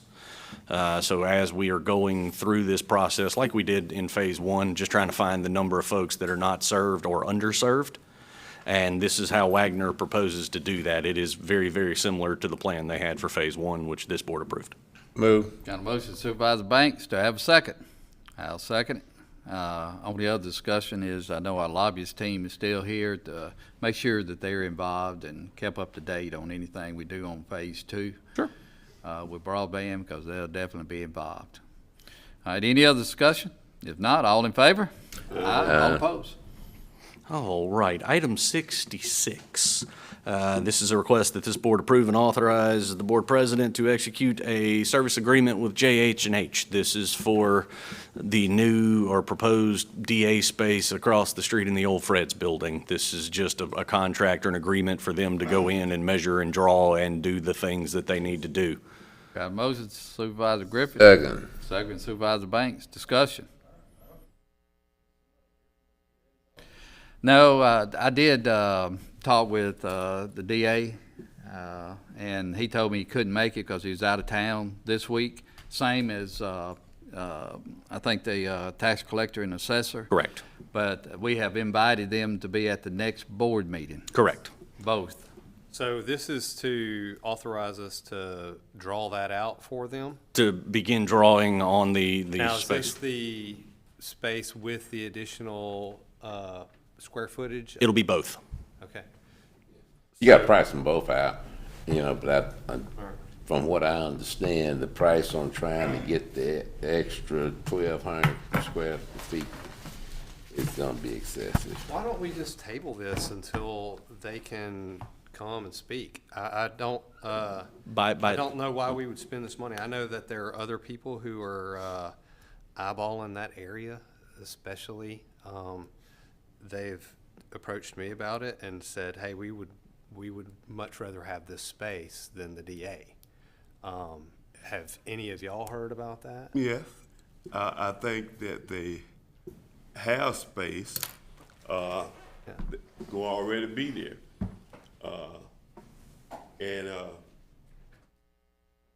And the judge always been looking for other space.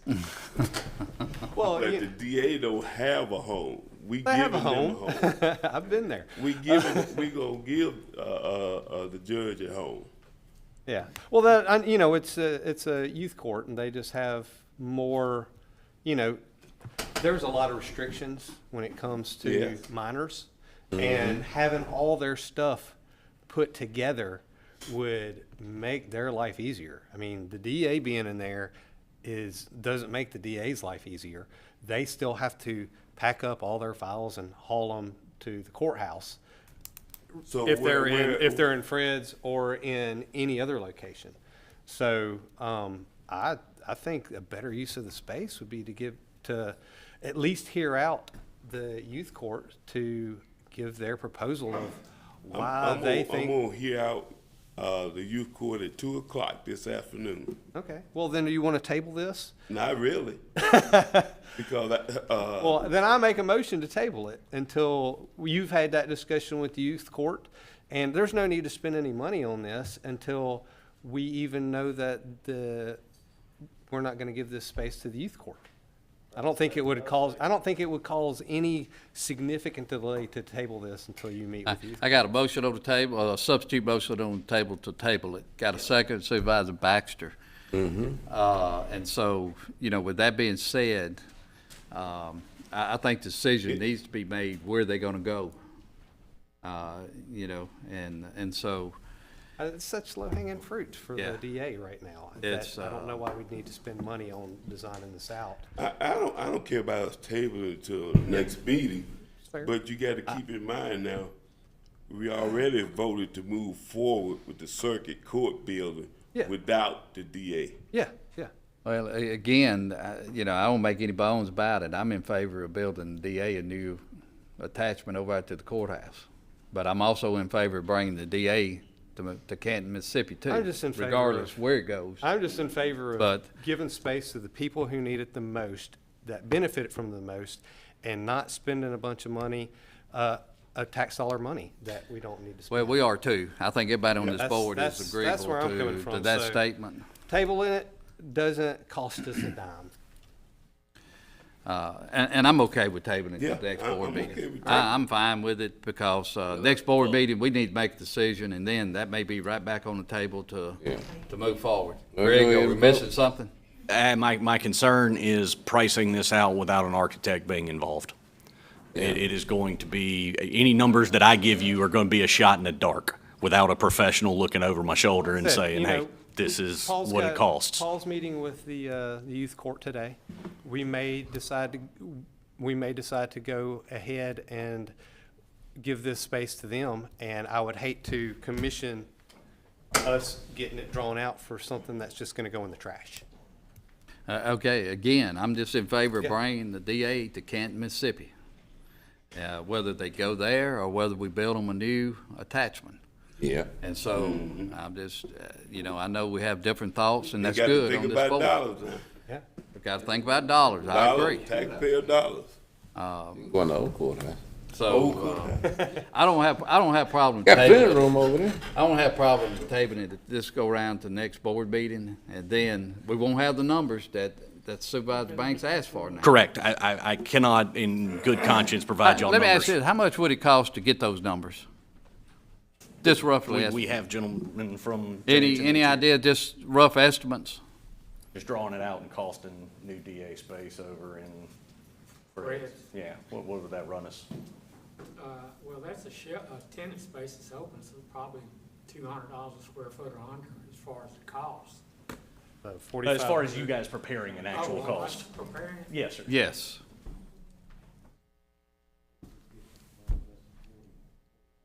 40 hours or less.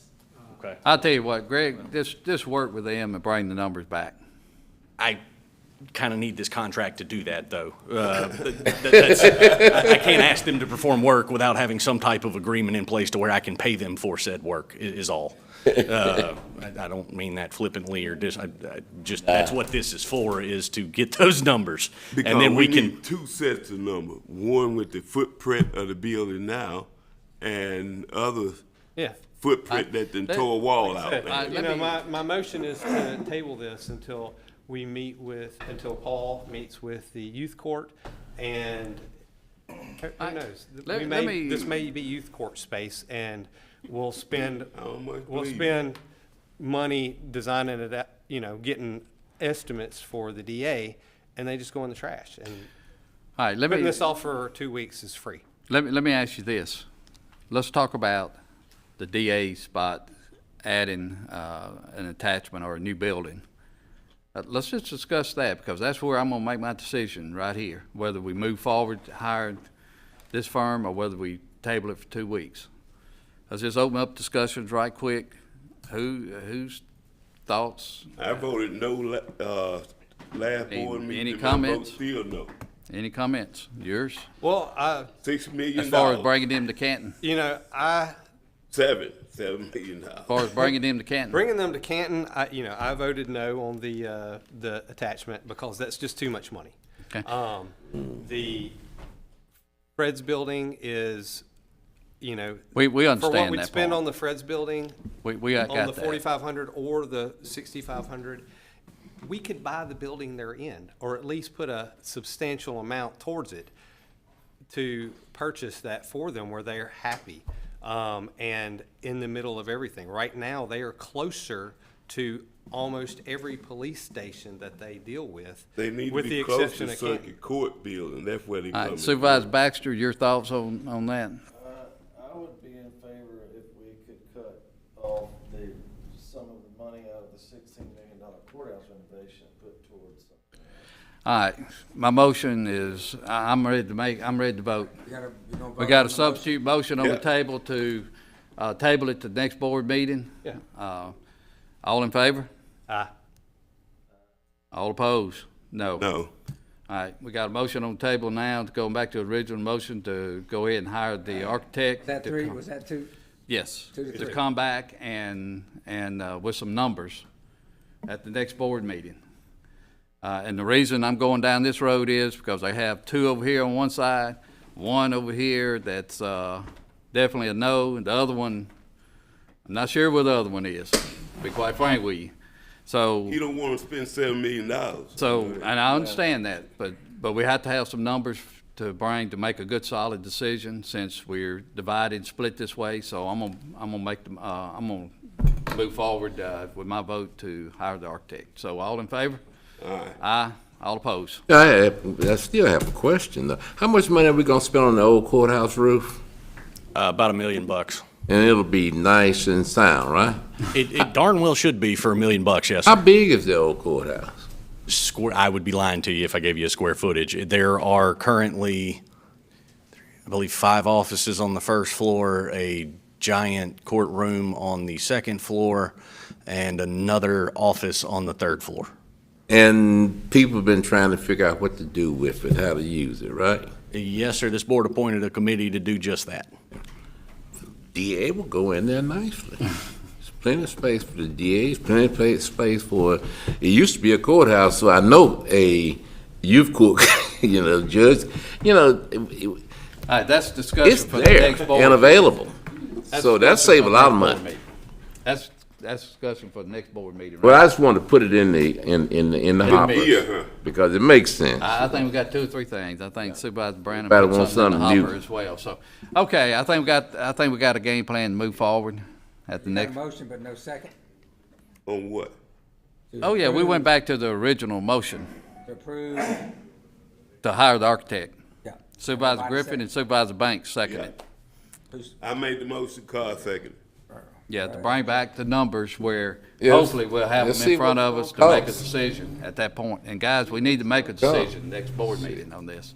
And you know what numbers, right?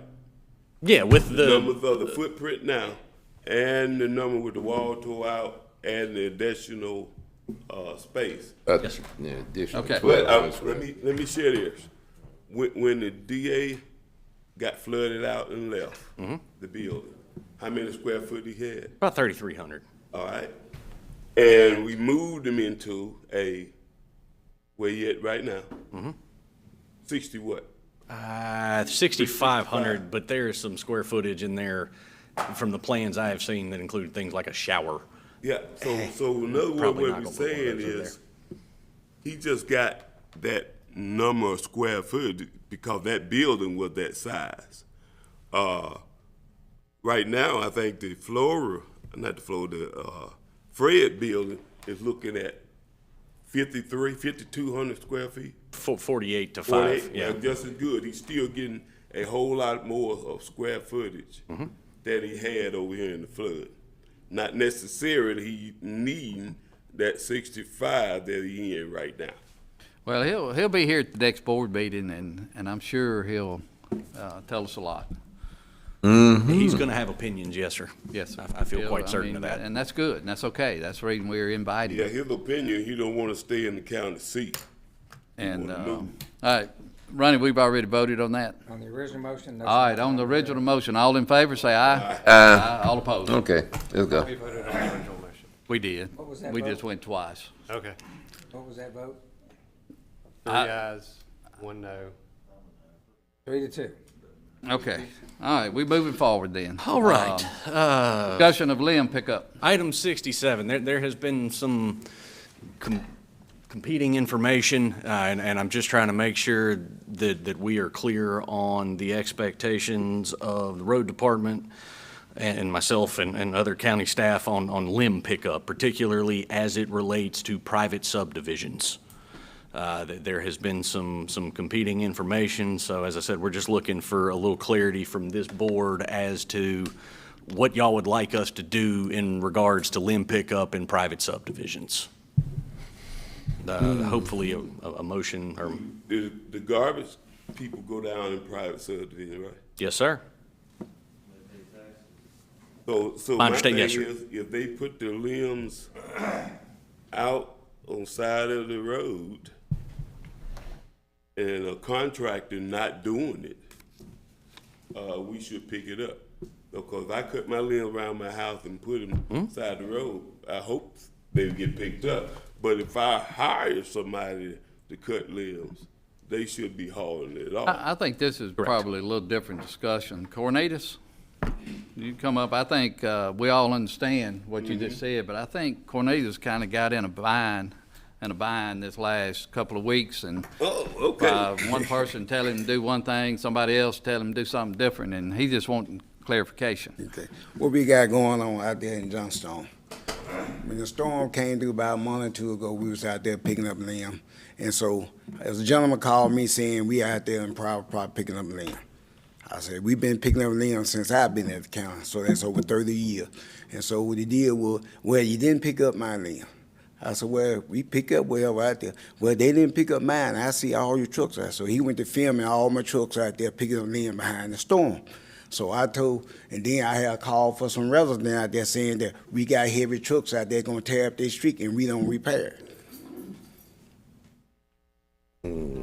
So as a subdivision, we don't do no maintenance in there. All we do was picking up limbs. It's gated. And then I gated. Gated. and then I think a supervisor got you in the middle of something, Yeah. and you're just trying to get out of it now. I'm trying to get out of it. Trying to figure out which way this board needs to go and want to go. And so, Want me to go, I go. If I don't, I Are ain't your going. trucks heavier than garbage trucks? No. Were the limbs, obviously cut by a contractor? Well, see, this deal, whole lot of contract was out there, and a lot of them one contractor out there we was picking up. But it's just a gentleman, he was fussing because he's saying we didn't pick up some months ago some of his stuff he had out there. So he called me the other day about picking up, and I told him I'm not going out there until the supervisor clarify it's okay for me to go out there. These garbage trucks go in this neighborhood. You just said that garbage trucks are heavier than the limb trucks. Well, what I'm saying, we have our big trucks out there, the 18-wheel. When he said the garbage truck, I didn't quite hear him saying that the garbage truck was heavier than our truck. Neighborhoods pay taxes to have their limbs picked up just like everybody else. I don't have no problem going like big that. How big a tree are we talking about, or branches are we talking about here? No, I mean, it was if it's over the size of what one person can carry to the front of the street, carry to the curb, without mechanical aid, I would say that is for sure something that y'all should be picking up. But when you start getting into things that you aren't moving without heavy equipment, that's pretty obvious that a contractor was involved in. I mean, I've got some right now in the front of my neighborhood that have been there for 2 weeks, and they're 8-foot-long sections of tree this big around, stacked up this high, and the contractor was like, "Oh yeah, the city will come pick it up." And well, he was surprised when he got a letter from the city going, "Hey, you need to get your contractor out here to pick that up." I mean, to me, and all the limb picking up I've ever seen, it's pretty obvious, because I've cut limbs myself, which ones get brought to the front of the end of the driveway by a person and which ones get brought to by a professionals. contractor. Yeah. That guy is not out there doing that, cutting down that pine tree and sawing it up into 8-foot sections and rolling it to the curb and stacking it up by himself. I think, again, I'm just going to clarify, Yeah, because let's clarify. Cornelius is still not telling the Yeah. whole story. It's not whether the county wants to pick up the limbs or not. Cornelius was put in a bind to say, don't come back in this subdivision to pick up limbs, is from what I understand. Mm-hmm. And so what you're asking here, it was a private subdivision, and this person put you in a bind. And so I'm just waiting to hear to see how this person can help you get out of that bind, or what the board says to go pick up these limbs or not. To where when you get the next phone call, you can say, no, the board said this, to pick them up or not. So I'm in favor of picking them up, personally. I have no problem picking Wasn't up. in my, it wasn't in my What authority district. does this person have to say yay or nay? Or is that what we're trying to decide? Cornelius? If one how many houses are on this street? Well, it's a whole big subdivision, a lot of houses. And so I had a call from my secretary, called me the other day and was telling me about that woman said the guy that well did that he messed up for everybody because they was coming out here on a regular basis picking up limb. Yeah. We know contract limb. We know that but we know it's going to be in 4-foot bone.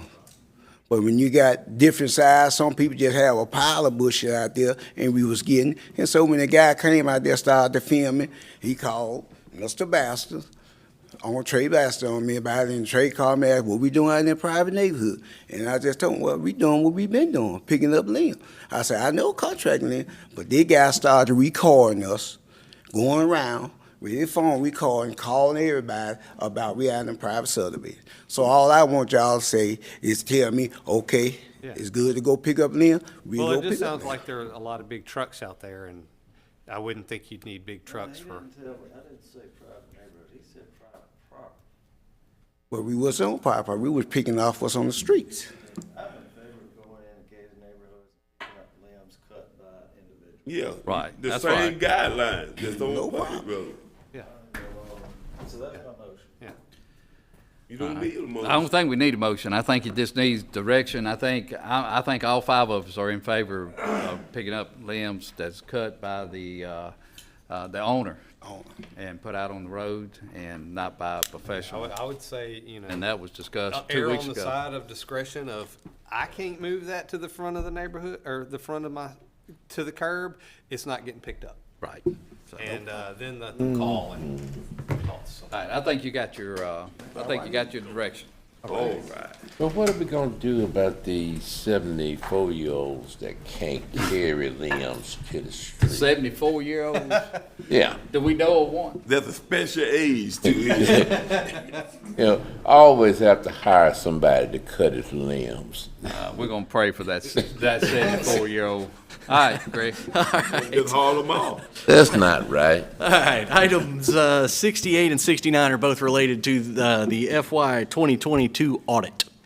That audit has come in, it's been accepted by the Office of the State Auditor, and now I'm asking this board to accept that audit. The audit came back exactly how it was expected to come back. There were no unexpected surprises, no unexpected findings. The findings are identical to last year with one minor exception relating to a former tax collector. It does not pertain to the current tax collector because these are all FY 2022, which is prior to the current tax collector taking office. So what I'm asking this board to do today is to authorize the board president and I to sign a management representation letter and to accept the FY 2022 audit and authorize the advertisement. State statute says I got to go put it up in a couple of places, drop a copy off at the library, and have it available for public review. Do I have a motion? Move. Got a motion Supervisor Banks for both of those items. Yes. All right, do I have a second? I'll second. Discussion. All in favor? Aye. All opposed? All right, thank y'all very much. Thank you, right. Ms. Son. Okay. Good morning. Morning. Item number 70 is the budget amendments and the interfund cash transfer. I make a motion for approval. Do I have a second? Second. Got a second, Supervisor Banks. Discussion. All in favor? Aye. All opposed? Item 71 and 72 is a general claims docket and one payroll docket. Do I have a motion? Move. Got a motion Supervisor Banks. Do I have a second? Second, Supervisor Griffin. Discussion. All in favor, say aye. Aye. All opposed? Supervisor Banks, item 73, please. Motion on 73. Is there a second? Second. All in favor? Aye. Aye. Okay. Good job, Ms. Son. And Motion on 74. Got a motion, 74. Yep. Got a motion Supervisor Banks. I'll second. Discussion. All in favor? Aye. Aye. All opposed? Okay. thank you. All right, thank you. Thank you. Mr. Lott? Nothing, Mr. President. Thank you. Sheriff, anything from the sheriff's office? No, sir. All right, appreciate you being here in the place of the sheriff today. Yes. Thank you. You bet. Old business? Got one. Yes. Okay. I failed to mention this earlier, but this is more of a public announcement than anything. As I mentioned in an email to all the board earlier, we will be closing down Yandell Road at roughly Hampton Hills on the 29th. It will be closed for roughly 70 days to replace 2 bridges. So it's going to be a... Yeah. Get them Trey's number. There's in the district to the right over here. Wait. No, So- it's District 2 got some people down there too. You'd be So- glad now you're not gonna be getting those phone calls about the road being there. Make sure we put out good notices and everything.